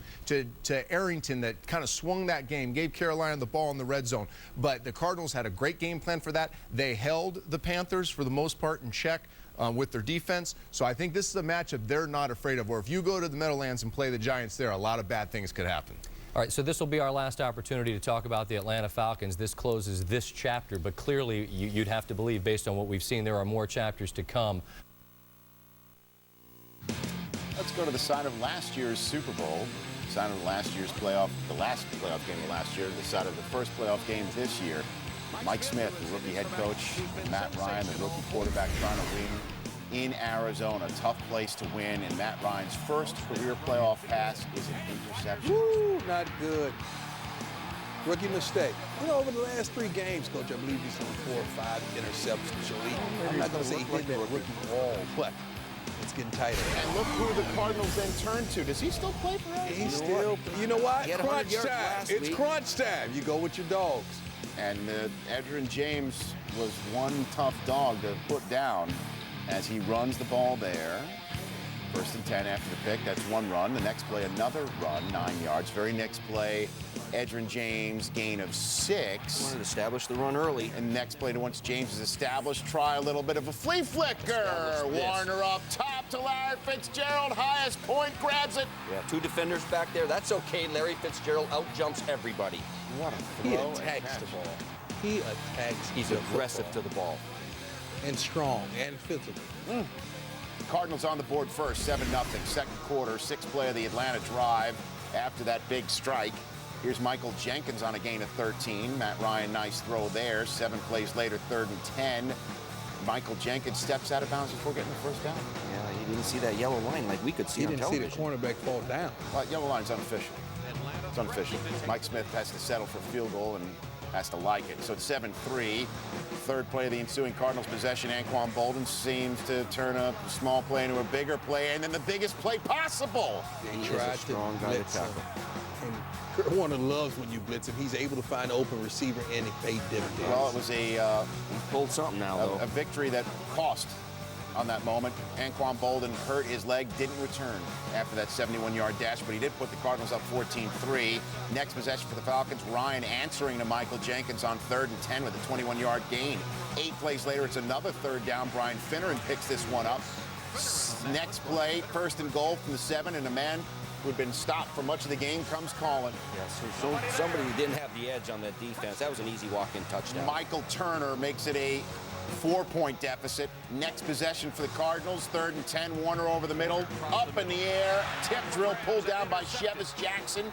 Jeremy Urban can't bring it in. Wasn't even expecting the football going across the middle, looking to weave his way through traffic, not looking for the ball. So Atlanta in business to take the lead into the half. And on 3rd and 4, Roddy White picks up the 1st down. Nice throw by Ryan. Next play, Ryan wide open. Justin Peel in the end zone. Nice play action fake, easy touchdown. And the Falcons lead this game at half despite 2 big plays by both wide receivers for the Cardinals. 3rd quarter, opening possession for the Falcons, disastrous. Great penetration in the backfield to disrupt this whole play. The disruption by Darnell Dockett. Antrell Roll with the easy Dirty Bird pick up for the score. He makes the hit right on the handoff. That's amazing to get that kind of penetration. So Dockett with a big play, Roll with an easy 6, and the Cardinals have the momentum. Remember, the Falcons scored the last points of the first half, had the ball first in the second half, but now they're down by 4, and Kurt Warner picks up a big 1st down on 3rd and 5. Next play, Edgerrin James with a handoff. About Edgerrin, Coach, why he's still effective? Because he always falls forward. 10-yard gain, 16 rushes for 73 yards for James. 3rd and 3, Warner picks it up to Steve Preston inside the 5, and then the very next play, here comes Tim Hightower. Yeah, he's fresh. Looks like the play that Michael Turner scored. Nobody on the edge. That's an easy walk-in score. 14-play, 76-yard drive to put Arizona up by 11.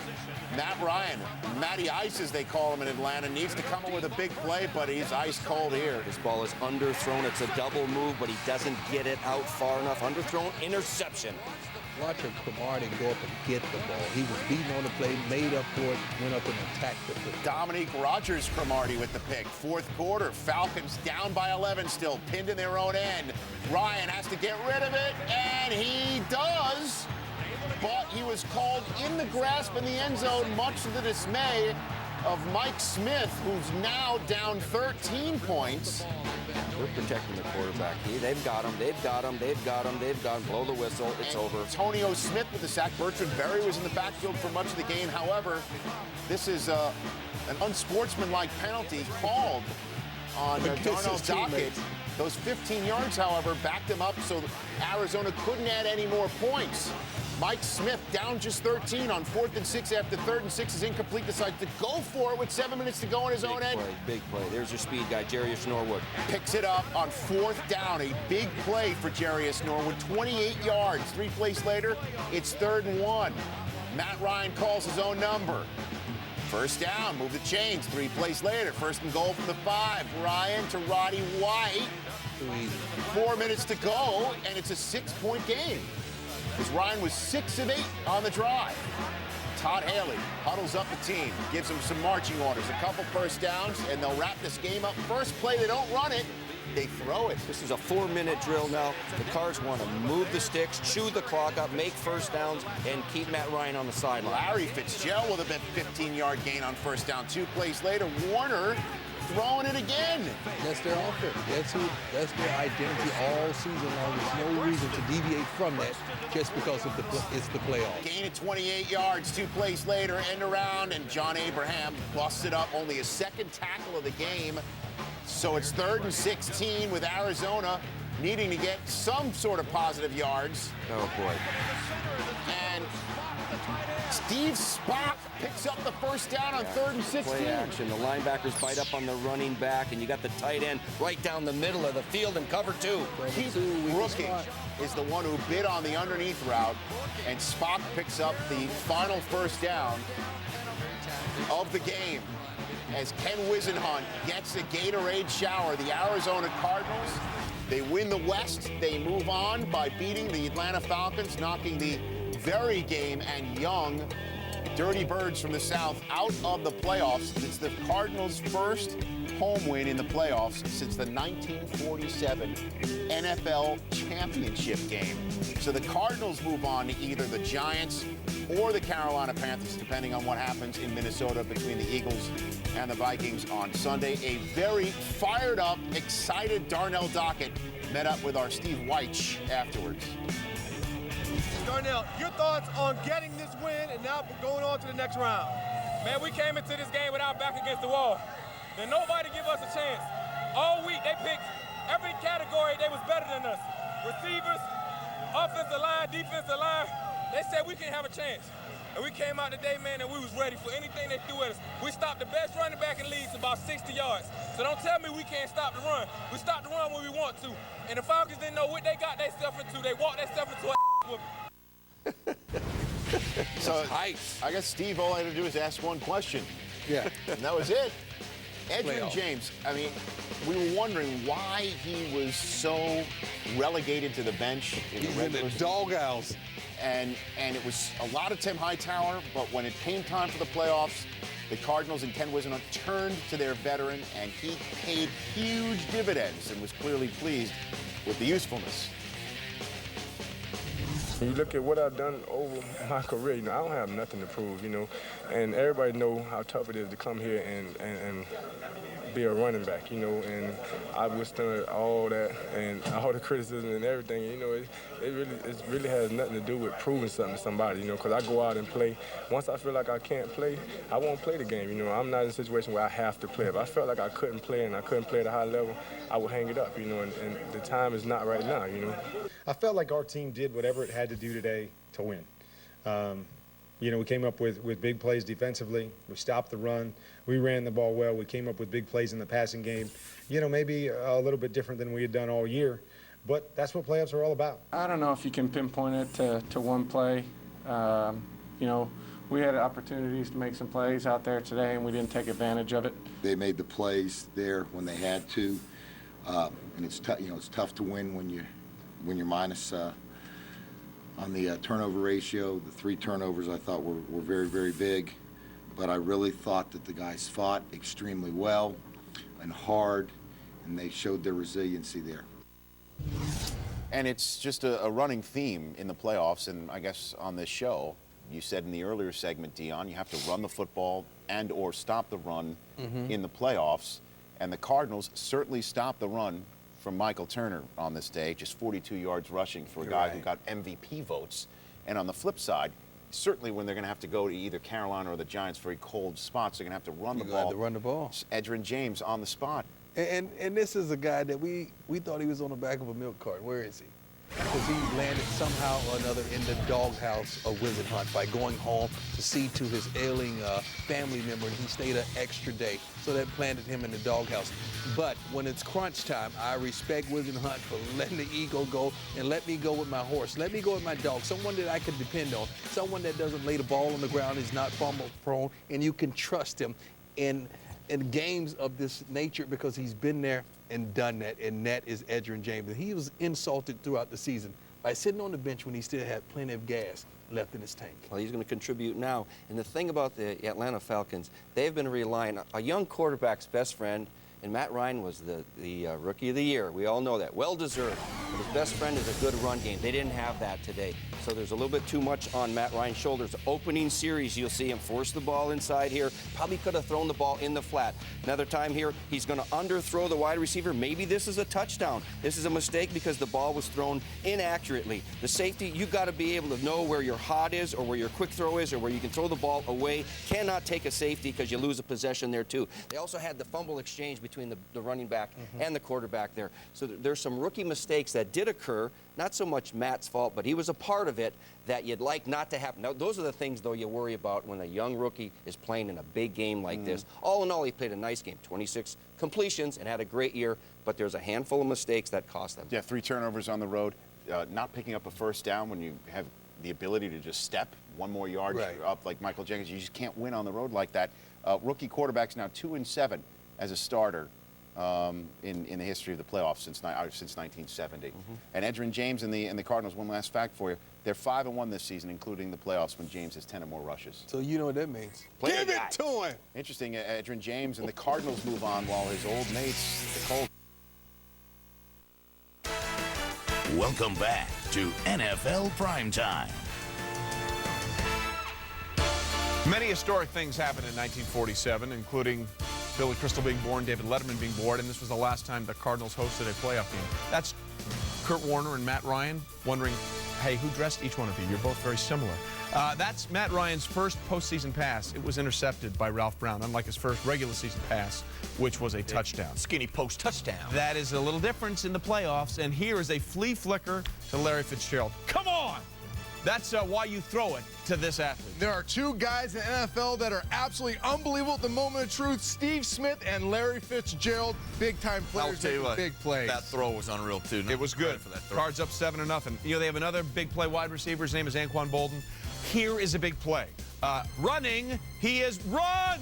And he goes all the way in untouched. 70-something yards here, 71. You got a casino blitz. That means the Falcons are rolling the dice. No middle safety. They either got to trade that off or Laura Malloy's got to get into the flat and make the tackle. You can't let the runner keep going like that. Cardinals up 14-3, but Bolden never a factor after that. He hurt his hamstring. And then Kurt Warner intercepted here, but it was off the receiver's hands, or actually his shoulder pad. And then on the ensuing drive, Justin Peele with a touchdown. Falcons take the lead 17-14 right before the half. But this was the play that changed everything. It's an Antrell Roll return for a fumble, for a touchdown rather, of a fumble from Michael Turner, but it was really all about the penetration. Absolutely, Merrill. What? Penetration kills the run game, but number 1 killer, my friend. And the Cardinals had something on the snap count in this game all day long. They're getting off the ball before the Falcons could react. That was Darnell Dockett there with the penetration. Cardinals up 21-17. And then the Cardinals did something we really have not seen them do all year. A long, sustained drive with physical runs. It's a 14-play drive, Merrill. It's enormous balance, and boy, how much easier it makes it for your offensive line, your quarterback,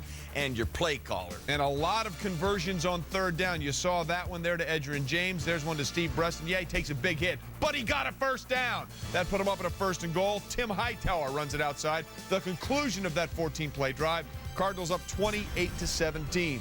4th quarter, Falcons backed up. You know, Matty Ice is his nickname, but this one he had no chance. He tries to avoid the safety with the throw to Michael Turner, but no, it is a safety. So the Cardinals now lead at 30-17, much to the protestations of Mike Smith. Falcons trying to come back. Ryan to Roddy White, touchdown. So it's 30-24. They just got to get a stop. They get the ball back. Hey, maybe they can pull this out. But then some big plays. Here, Fitzgerald, 15 yards and a 1st down. 2 plays later, again on play action. Kurt was so good in play action here. Steve Breston for 25 yards and another 1st down. And then perhaps this was the killer, guys. It's a 3rd down and 16. Warner to Steven Spock. How does he get that wide open, Trent? The only way this happens is because they committed to the run in the 2nd half. That's why the little play fake gets Brooking to come up. Although he should be playing the down and distance, he can't help himself, letting Steve Spock get in behind him to win the football game. That essentially sealed it. Kurt Warner is pumped up. He last won a postseason game in 2001, or after the 2001 regular season. Cardinals win it 30-24, their first playoff win since 1998. And it's just their 3rd in their history. Let's just say times are changing in the desert. This is just another step. You know, we're a work in progress, and we know that. But the great thing about the playoffs is if you show up for 3 or 4 Sundays, you got a chance to win it all. And that's the beautiful part is we haven't been here. A lot of guys in this locker room don't have that experience, but this is one step closer to our goal, and this is going to help us as we move forward, not only this year, but on into the future. You know, a lot of people coming into this game said we were the worst playoff team ever to get in, and nobody really gave us a chance. And I think we rallied around that. Our players, first of all, believed that we could win. They believed in what we're doing, and that showed up today. I think, you know, you got to remember what we did as a team this year, and we did some things well. You know, we made some strides as a team as the year went on, and we got better. But you have to use this as motivation. We don't want to be here and losing in the first round of the playoffs in the future. I think what we want to do is, you know, continue to advance deeper into the playoffs and give ourselves a chance to win. Point of clarification here. I think you said they were the worst team ever. Hey, I think that was him. That was one of you guys. Anyway, Merrill, one thing we saw out of this Arizona Cardinal offense this year, or this game rather, was something we really didn't see in the regular season. That was the balance of run and pass. This is what I said. I said the Arizona Cardinals would have no shot to win this game if they're one-dimensional. If they chose just to spread it out and throw the football, they would not be able to beat the Atlanta Falcons. But that's not what they did. They ran the football, and what does that do? I think it creates so many amazing options for you. First of all, when you run the football, it gives you that physical presence. It gets your offensive line rolling. You control a lot of things when you want to throw off of it, especially when you got a guy like Edgerrin James, what, 7 weeks off? Fresh legs, healthy. Baby. It was but coaching. Helps you They with were coaching. your run action. Stop it. And here's where it helps you with your run action. The underneath coverage, which is your linebackers, they have to go through run reads, so they have to respect that. They have to respect that there may be a run. And a moment of hesitation here on a 3rd and 16 is the difference. In that situation, Brookings needs to understand down and distance is most important.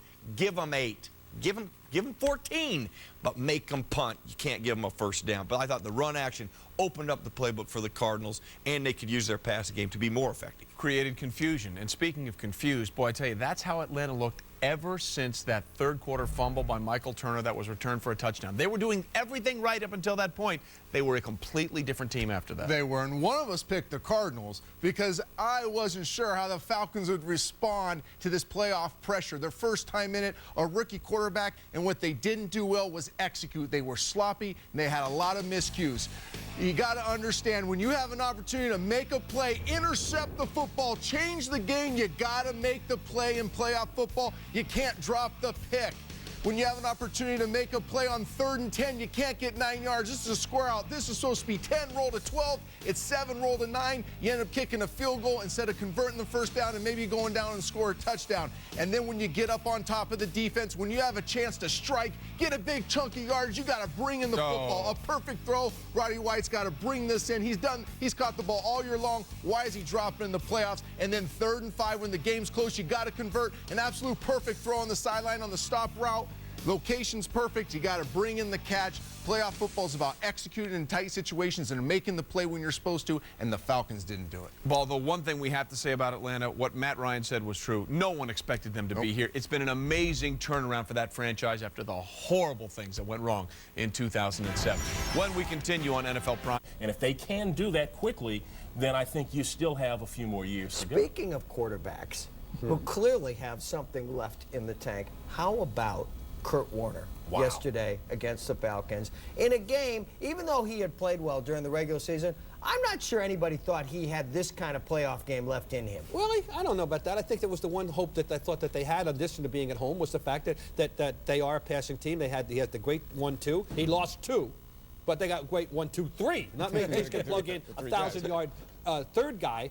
Fitzgerald makes the catch right there that separates great players from ordinary players. I'm not surprised, Mike, that he had a big game. The story for me was this: the revelation of the entire day and the early evening and late evening, everything else, was they ran the ball. Yeah, they did run the ball. Hightower was great. Hightower was great. Hightower was great, and you didn't think that they were going to be able to run the ball as well, or stop the run, because this was supposed to be a game where Michael Turner, Matt Ryan ball control, and it went in the opposite direction. It was so much fun seeing Edgerrin James running the ball effectively. But it was also a lot of fun to see Kurt, because in St. Louis, I wrote him off. I said he was done. It's over. He's beaten up. Too. And he was beaten up for quite a while. It took him several years to get all that, everything that the battered quarterback syndrome out of his system. But he looks like. And he got hit yesterday. He got rocked a couple of times. And the rap about him has always been the same: that he will put the ball on the ground, and he still will give it to the other team. But I thought that this, of all the things that happened in the game, and when it was 30-24 at the end, and he had to make third down plays in a game that it looked like his team had been winning for a while. Boy, Well, you wouldn't want to give the ball back after the way Ryan had marched them down the field on the previous drive to get it within one touchdown. You certainly felt that if the Falcons hadn't got the ball back, that they certainly had a very good chance of scoring. And yet there was a play, it was so eerily reminiscent of the play where the Jets beat the Patriots, third down, long yardage, and they fall asleep on the tight end, and the linebackers make the wrong move, and there's the tight end Spock all alone for the biggest play of the game. You know, here's the bottom line on the Indianapolis Colts, who have been one of the best shows in pro football for a very long time. They are what the Atlanta Braves used to be in baseball. They have been to 2 championship games while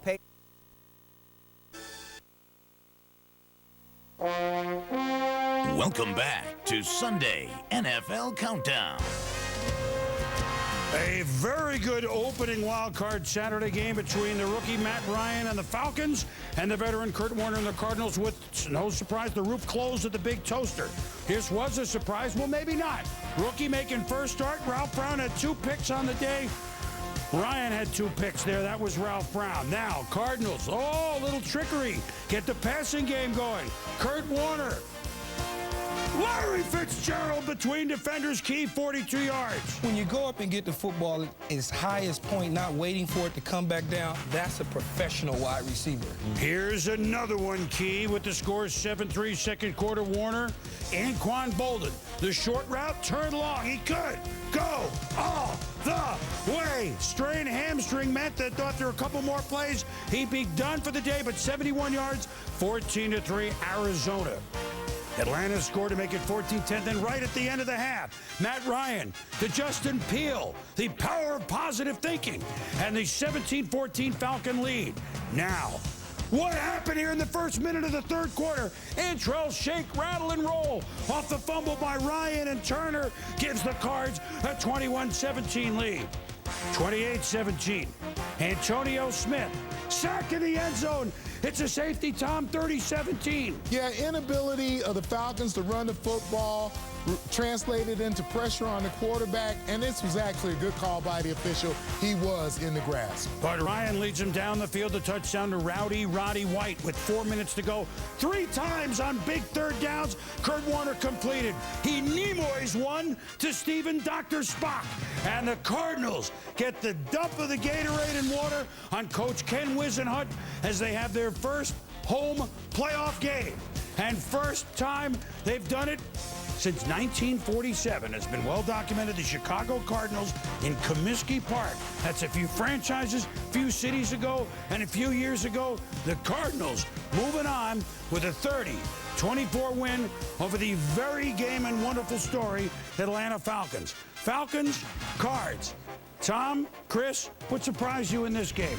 Well, the running of Edgerrin James. The Atlanta Falcons go into that football game 32nd in the National Football League running the ball. You couldn't tell that.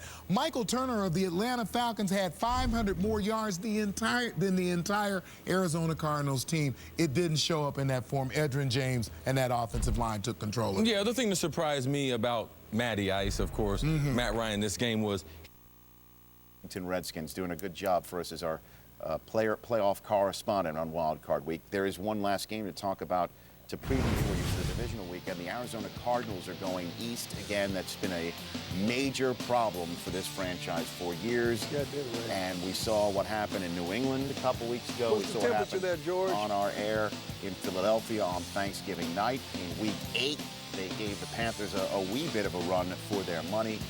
And the AFC to the divisional game, you could see Saturday night, the NFC Eastern, at 8 o'clock Eastern on Fox. The NFC East will be well represented, obviously, in the final game of divisional weekend. What do you expect to see in that one? I expect to see Edgerrin James out of the doghouse once again, because you know why? It counts now. It's no time to trip with your players. It's time to be an equal opportunity employer, because they are firing coaches left and right, and you got to go with your horses right now. Edgerrin is out of that doghouse. You got to run him. Last time you played this game, 14 rushes, 50 yards in totality for the Arizona Cardinals. I pray to God that Bolden is healthy. That will help. But when that temperature falls up under 50 degrees for the Arizona Cardinals, they don't fare well. Yeah, it was a shootout last time, 23-27, but all the receivers got off, played big games, but the runners are going to be a factor in this one. And the Carolina Panthers have played very well at home this season. As you can see, they haven't lost at home in 2008.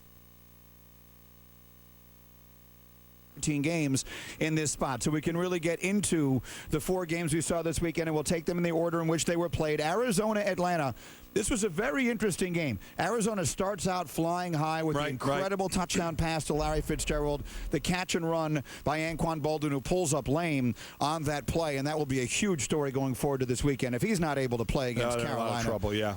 But then the whole game turned in the second quarter. I thought Atlanta took total control of the game, and at halftime I was positive Atlanta was going to win that game. And to me, the whole thing turns around on a fluky, crazy kind of play. Now, give the Arizona defensive line credit, Mike, and you can probably address what they were doing, but they were doing it in a way you did not see all year. They had enormous penetration throughout the day. That D-line was really winning at the line of scrimmage, and they get in, they disrupt a handoff of all things. The ball pops up to Antrell Roll. He runs it in for a touchdown in the first minute of the third quarter, and from that point forward, Atlanta was playing from behind. Ryan, the rookie, looked a little thrown off by that. It really looked like that took them out of their game, and to me, that is overwhelmingly the biggest play of the game. I completely agree. You know, there are certain points of a game you look at. The beginning of a game, first 5 minutes or so, not only to see how teams come out and play, but how officials are going to call a game, so you kind of get a feel for that.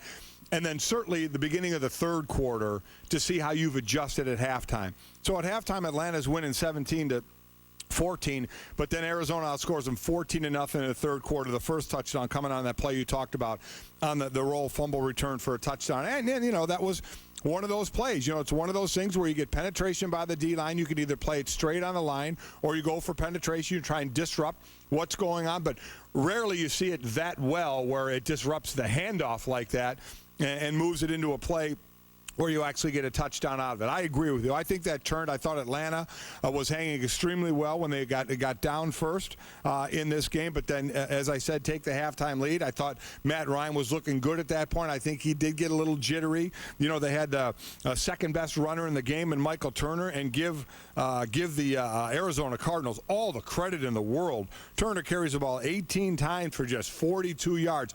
That's where I thought Arizona or Atlanta was going to have the shot, that Michael Turner was going to carry the ball a lot. They were going to pound Arizona. They were going to open up the play-action pass zones for Matt Ryan, and that's where I thought Atlanta really, really had the chance. So I think this credit goes to that Arizona defense and really bottling up Turner. Well, the stunning stat of that game is that Edgerrin James outrushed Michael Turner. That's exactly right. If anyone had told you that was going to happen before the game began, you would have said they were out of their mind. And so then you get to Saturday night, Indianapolis and San Diego, and let's start with the question that so many people. Great. They are great. The Arizona Cardinals, not great according to most people, because they heard all week they were perhaps the worst playoff team in NFL history, that they should have had their spot in the postseason vacated because they stunk it out so much late in the season. But they beat the Atlanta Falcons here in Arizona with solid defense and a couple of old playoff warhorses, Kurt Warner and Edgerrin James, leading the way. Tony, defense, running, veteran playmakers, that's the stuff postseason success is made of. Are you impressed by the Cards, or do you think they're going to get trounced in Charlotte Saturday? Let me answer that as if it was a two-part question, okay? Yes and yes. I had that one right. I thought that they would win at home. And Warner was wonderful, and Fitzgerald was wonderful, and Bolden was wonderful. Bolden now appears to have a hamstring problem. Yeah, hamstring issue. I don't think, you know, I mean, I don't want to be on a bulletin board for this. I don't think they can go across the country to the east, go into weather for the first time in a long time, and beat a team that's the only undefeated home team in a whole league. So I think that Carolina wins this game. Tony, I talked to a guy that you and I both love, Bertrand Berry of the Cardinals, after the game, and he said, of course, we're going to have to address this going east thing again, and they know this. But, Tony, you know there's something. They don't win in the East. They don't. There's something in football about us against the world, and the Cardinals are going to have what I think is the closest thing in the league to no pressure in these playoffs, because everybody thought, get them out of here. Atlanta's going to run over them. You think they're going to have no pressure? Let me tell you what the pressure is going to come in the form of. Okay? A pass rush on Kurt Warner. Julius Peppers and John Beast. That's going to be the pressure. But they're going to see a defense. The Atlanta defense does not compare to the Carolina But you know what? The Cardinals look great, Tony. Yes, they did. And throwing to those receivers. A lot of teams look great once at home. You're right. Once at home.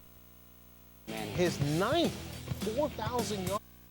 He may go down as the best ever when it's all done. Kurt Warner showed up this past week, and it showed up all year. Well, here's another quarterback who didn't really have a running game. Their running game was last in the NFL. And again, Kurt Warner, on his arm alone, that team advanced into the playoffs. And look, he's looking good right now.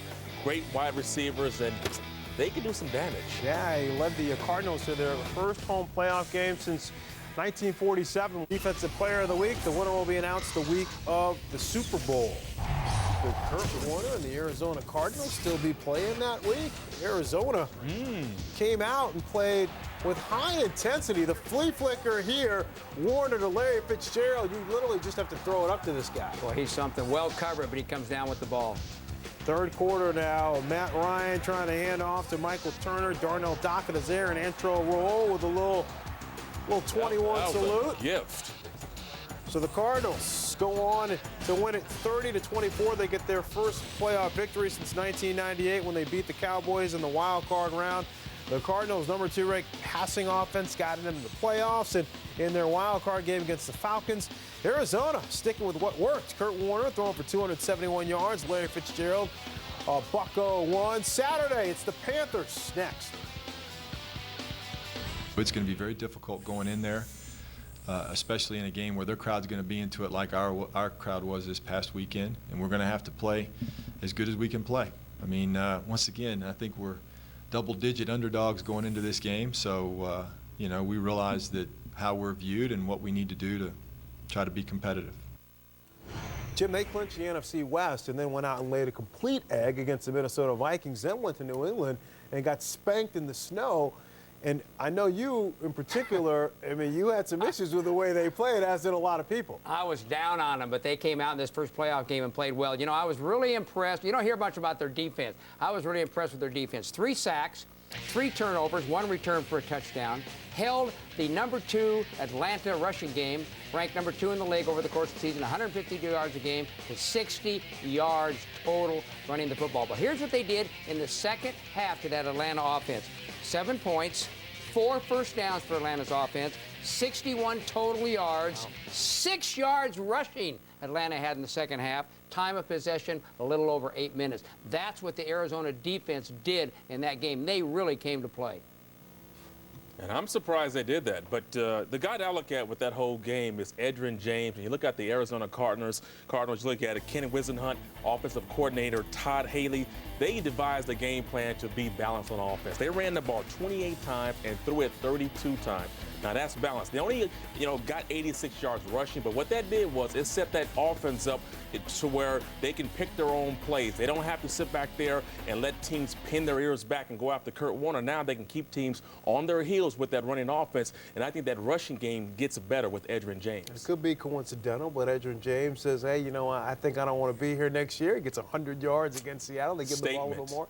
And then he picks up 73 in the playoff game. So Edge trying to let people know he still has what it takes. Well, Michael Lombardi, he broke the story. The Patriots are expected to franchise Matt Castle. So what exactly does that mean for Tom Brady?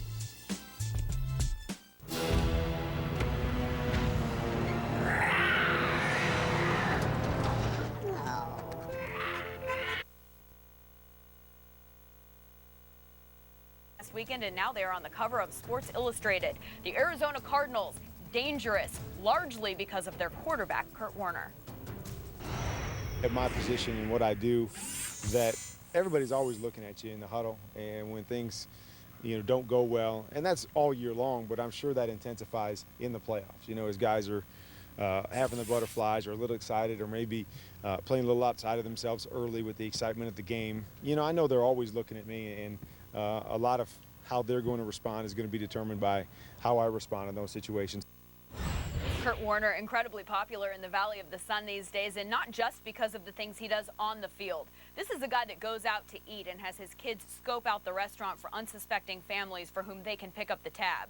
So it should come as no surprise that Warner was eager to get involved with the Home Depot and to participate in the Home Depot NFL Neighborhood MVP program.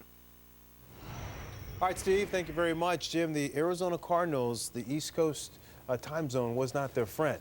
They lost all 5 games. They were 0-5. I know that. I know you don't think that matters much, but how do you think it's going to play at all, if anything, into this? You know what matters when you travel?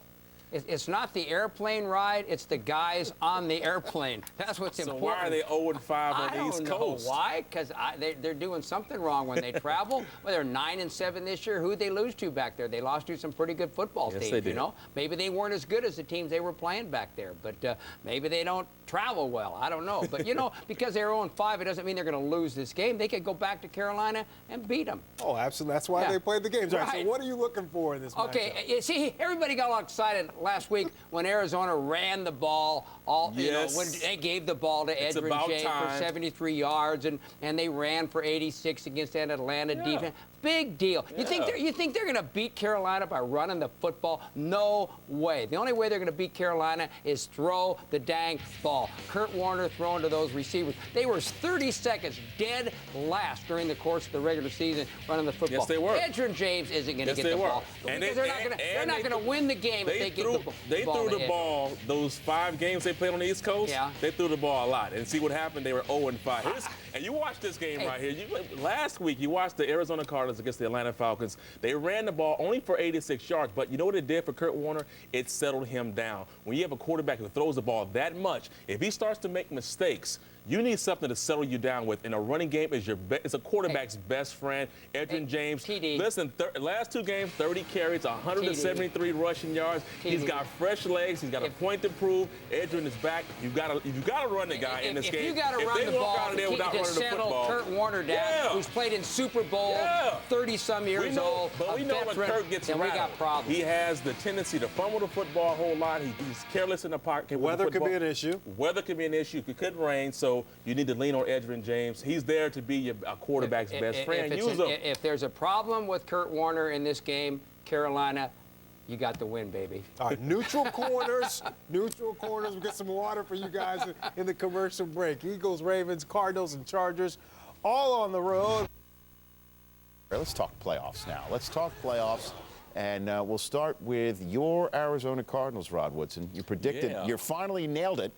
After years of predicting they win the division. It's about time, Rich. You got it. He called it the last 10 years. If you think about this, is there only 3 playoff games this week? Nobody's talking about the Cards going to Carolina. Well, because they already put a check mark by that one in the Carolinas But see, column. The same way all the fans and the media is talking about the Arizona Cardinals are going to be irrelevant because in the regular season they were irrelevant on the East Coast. Exactly. You've got to win games. You've got to win games on the road, Rod. That's the bottom line.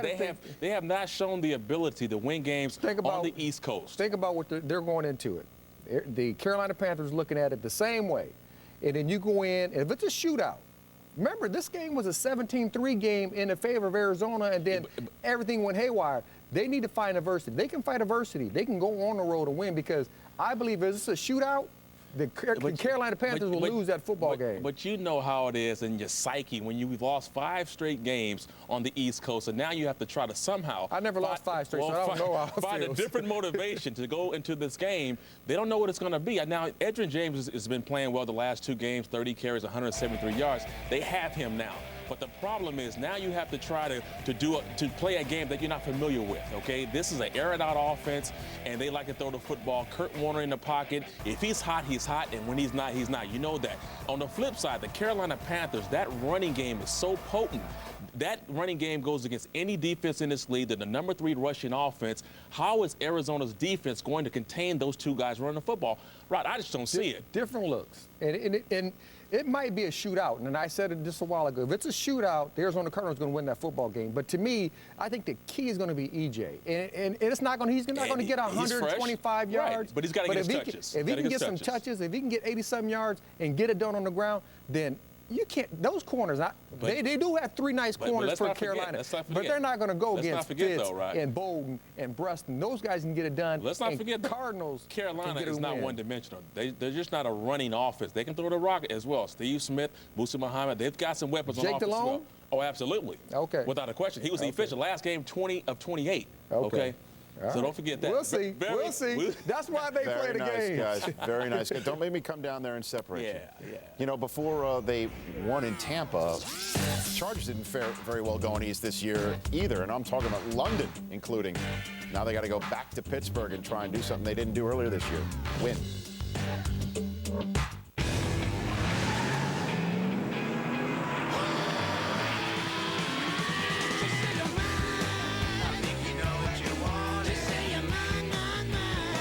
Lots of people are talking about us. And now they're giving us awards. The Pontiac G8, winner of the 2009 Consumer Guide Best Buy Award. Driving just got fun again. What makes the perfect date movie? My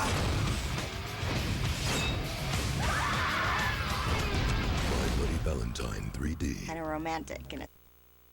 Twice. The Arizona Cardinals haven't lost a chip on their shoulder that served them well through 2 unexpected postseason victories. Everyone from Coach Ken Wisenhunt to his players said they are on a mission to prove that they very much belong in Sunday's NFC Championship game against the Philadelphia Eagles. Nobody expects us to win, so I don't think there's a great deal of pressure on us. You know, that's kind of the way it's been the first 2 games, and that's fine. You know, we're excited because we know how difficult it is to reach this point, and we're looking forward to playing in this game. I'm really excited for Edge.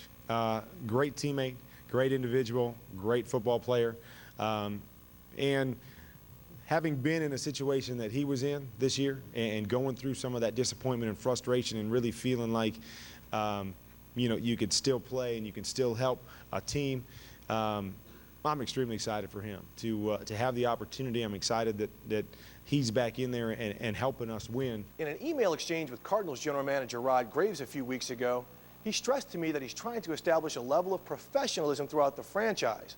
At today's final news conference, Wisenhunt and 4 of his players stepped behind the podium wearing shirts and ties, emphasizing the point. But don't mistake the attire for this being an uptight team. Players said they feel like they're playing with house money. Pressure, according to linebacker Carlos Dansby, either bursts pipes or forms diamonds. After Sunday's game against Philadelphia, Dansby said he hopes the Cardinals are diamonds. In Tempe, Steve Weich, NFL Network. All right, thanks all. I like that. Pressure either bursts pipes or forms diamonds. Well, we're going to find out which one it is because the Eagles certainly can bring the pressure, Jamie Dukes. Yep. They got a DC who can fire up, dial up all sorts of evil on the offense. Yeah, this guy's good. A buddy of mine, John Kincaid, and I were talking. He's from 680 Fan in Atlanta. And the point that he makes is he's an Eagles fan, is that when you look at what Jimmy Johnson defensively, check these numbers out. The second time he faces a quarterback, the quarterbacks don't fare well. And you see that second and third, that's including Eli Manning, because the third time, the numbers have gone down tremendously when you consider the fact that the first time he faced him, it's one thing. Look at those numbers and the touchdown to interception ratio. That's a big deal on defense. Jim Johnson is not going to change what he does. They're going to blitz the run. They're going to blitz the pass. They're going to blitz guys. I mean, they get after a quarterback. They make them very uncomfortable. You can't be one-dimensional if you're the Arizona Cardinals. That's when all those blitzes come into form for the Philadelphia Eagles. And Jim Johnson and those guys, Brian Dawkins, all of them, getting after the quarterback, make it very uncomfortable for Kurt Warner. Then he can throw those interceptions. Did you sneak in a shout-out to a friend? He works for ESPN and also my old station, 680 Fan in Atlanta. And so do you want to give a shout-out? I had to give him credit for. Hi, Mom. I'll give a shout-out. Yeah. I talked to your buddy Joe today, too, in New York. The fan. Joe Beningo, my man. Yes. Item I want from you, Rod. I want you first to discuss this since you're a finalist for the Pro Football Hall of Fame in August, and we know you're getting in. Let's be honest. He's getting in. He doesn't like saying it.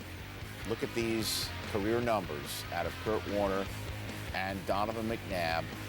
Are these guys Hall of Fame worthy, Rod Woodson? Well, first of all, I don't get a vote, but you look at these two guys, and you have to say that Kurt Warner is closer to being in the Hall of Fame than Donovan McNabb. And, you know, you look at the numbers and, you know, the MVPs and the Super Bowl MVP for Kurt. But Donovan McNabb, I think he's in that class with a Peyton Manning and a Tom Brady, you know, a Brett Favre. His numbers are so good for what he has had in Philadelphia. He's been unappreciated in that city for so long, never had a running game, only had one outstanding wide receiver in T.O. He's never did anything, and he still put up the numbers. It's taken him to 5 NFC championship games. You have to consider the guy to be in the Hall of Fame, but he has to get to the Super Bowl because they measure quarterbacks for every odd reason by Super Bowl wins.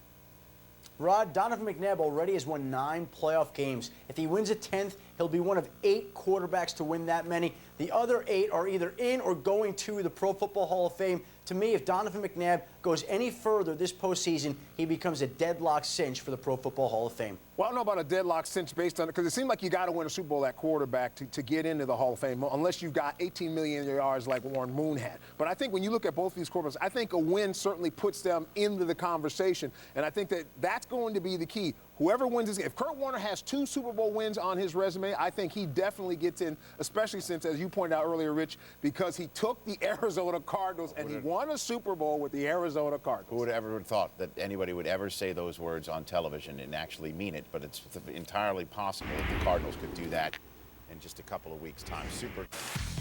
I played with Ray Lewis for 4 years in Baltimore. The one thing that stood out to me about Ray is that he was a great leader on the field and off the field.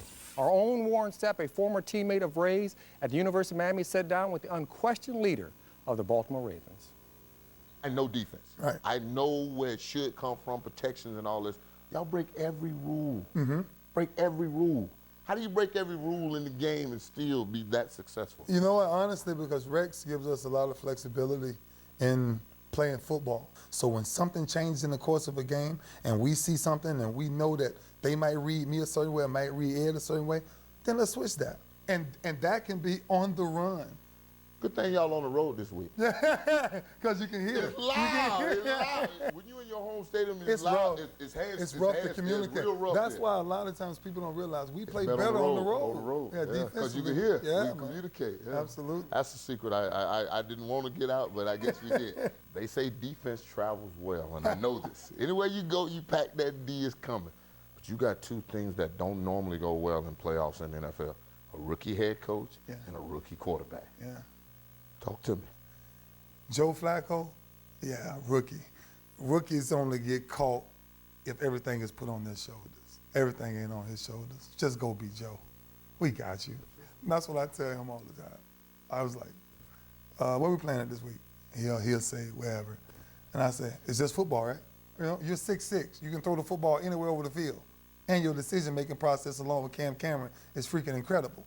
And Coach Harbaugh prepares us so well and prepares us for the little things that most of the times you wouldn't think about. The sky's the limit for us to go play the best 60 minutes we can play. And if we do that, we're a very difficult team to beat. They in our way. They the next person on our schedule, and that's all that matters. This is year 13. Yeah. Woo! And you are 33. Uh-huh. We all lose a step. I mean, I remember looking at myself on tape and say, boy, you just can't do that no more. I mean, I got to find a smarter, better way to build a mousetrap. Right. How are you finding a brighter, smarter way of building that mousetrap? God forbid me being injury-free. Big Daddy, dominating this business is what I was created to do. I can do this until I'm whenever, just naturally being able to do it. So the thing is, what is the little things that will keep taking me to the next level? And it's influencing men around me. Let's go. That's defense. That's defense. Let's go. One of these young kids will walk up to me, not even on my team, maybe somewhere out, and say, I want to talk to you about something. And as soon as they do, it rekindles that fire all over again. I will never want to go back to my 20s, ever. 2000 mentality of Ray Lewis. Everything that was going on, trial, everything that was weighing on you. Your client, Mr. Ray Lewis, is accused of 2 counts of murder for an incident allegedly occurring at 325 East Paces Ferry Road. Here it is, what, 8 years later? Your mentality now and then is different how? Wow. I told you 2000 was a ride, you know, going from one extreme to the next extreme. You know, so my mentality then was, you know, seeing who I can hold on to. Now is seeing who can hold on to me. So whether it was me, it was me going through it in 2000 in my trials with my mind, or now it being O.J. Brigance fighting the Lou Gehrig's disease. First year coach, new team. The same way the many people think when I win this battle against the LS, you have proved all of them wrong. Every freaking day I see O.J. Brigance, man, I sit there and say, wow, you can smile and still go through that. And they're talking about a game. There's nothing I won't give up. There's no play I'll take a break on. If a man can fight with life, and I can go out and fight for a game. these are the things that takes you full circle in life. And for me, that's where I'm at right now. Ray Lewis, one of the all-time greats. Mark Kriegel on FoxSports.com says he should be mentioned as the greatest defensive player ever. You played with him. You've been termed as such in your playing days. What do you say about that? I think it's hard to make to say one guy is the best ever, but he's arguably in the question that he is in the top 3. I mean, this guy's a leader on and off the field, great passion for the game. I love him like a brother, outstanding player. Greatest defensive player I still would probably say was Reggie White for me. But in year 13 to be all-pro, I can't think of anybody that I've seen in their 13th year had that kind of body of work. So certainly he's in that top 3 or 4 guys. And Warren Sapp, great interview right there. He joins us on the telephone right now. Warren, your former team, the team that you broke in with, the Tampa Bay Buccaneers, goes ahead and fires John Gruden surprisingly. What are your thoughts on this subject? Shocked. I was really shocked because I thought they, go on with what they had going and everything, and made a call down to Tampa today, and they were just as shocked as I was.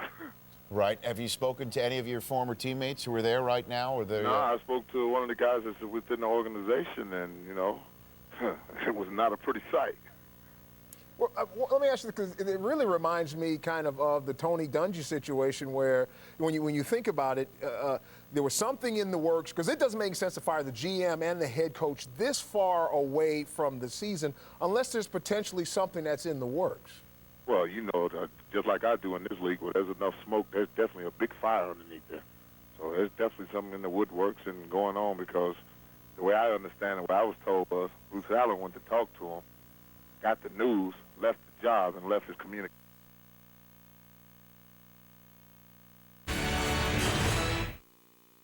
Hey, welcome to the party, baby. He's got a big laugh, fleet feet, and opinions on everything. Best player I've played with. A little too self-absorbing. The last time he's made a play. Nothing diva about him. He is the gold standard. He's Warren Sapp, and he's on NFL Films Presents right now. I've never hid from the fact that I was a monster on the football field.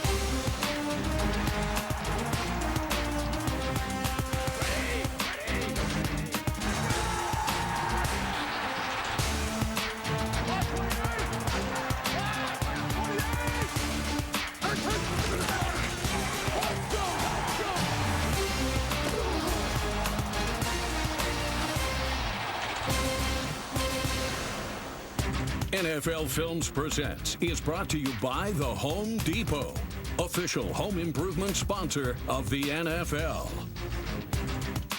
My favorite Warren moment in Atlanta, he was playing tight end and caught a touchdown.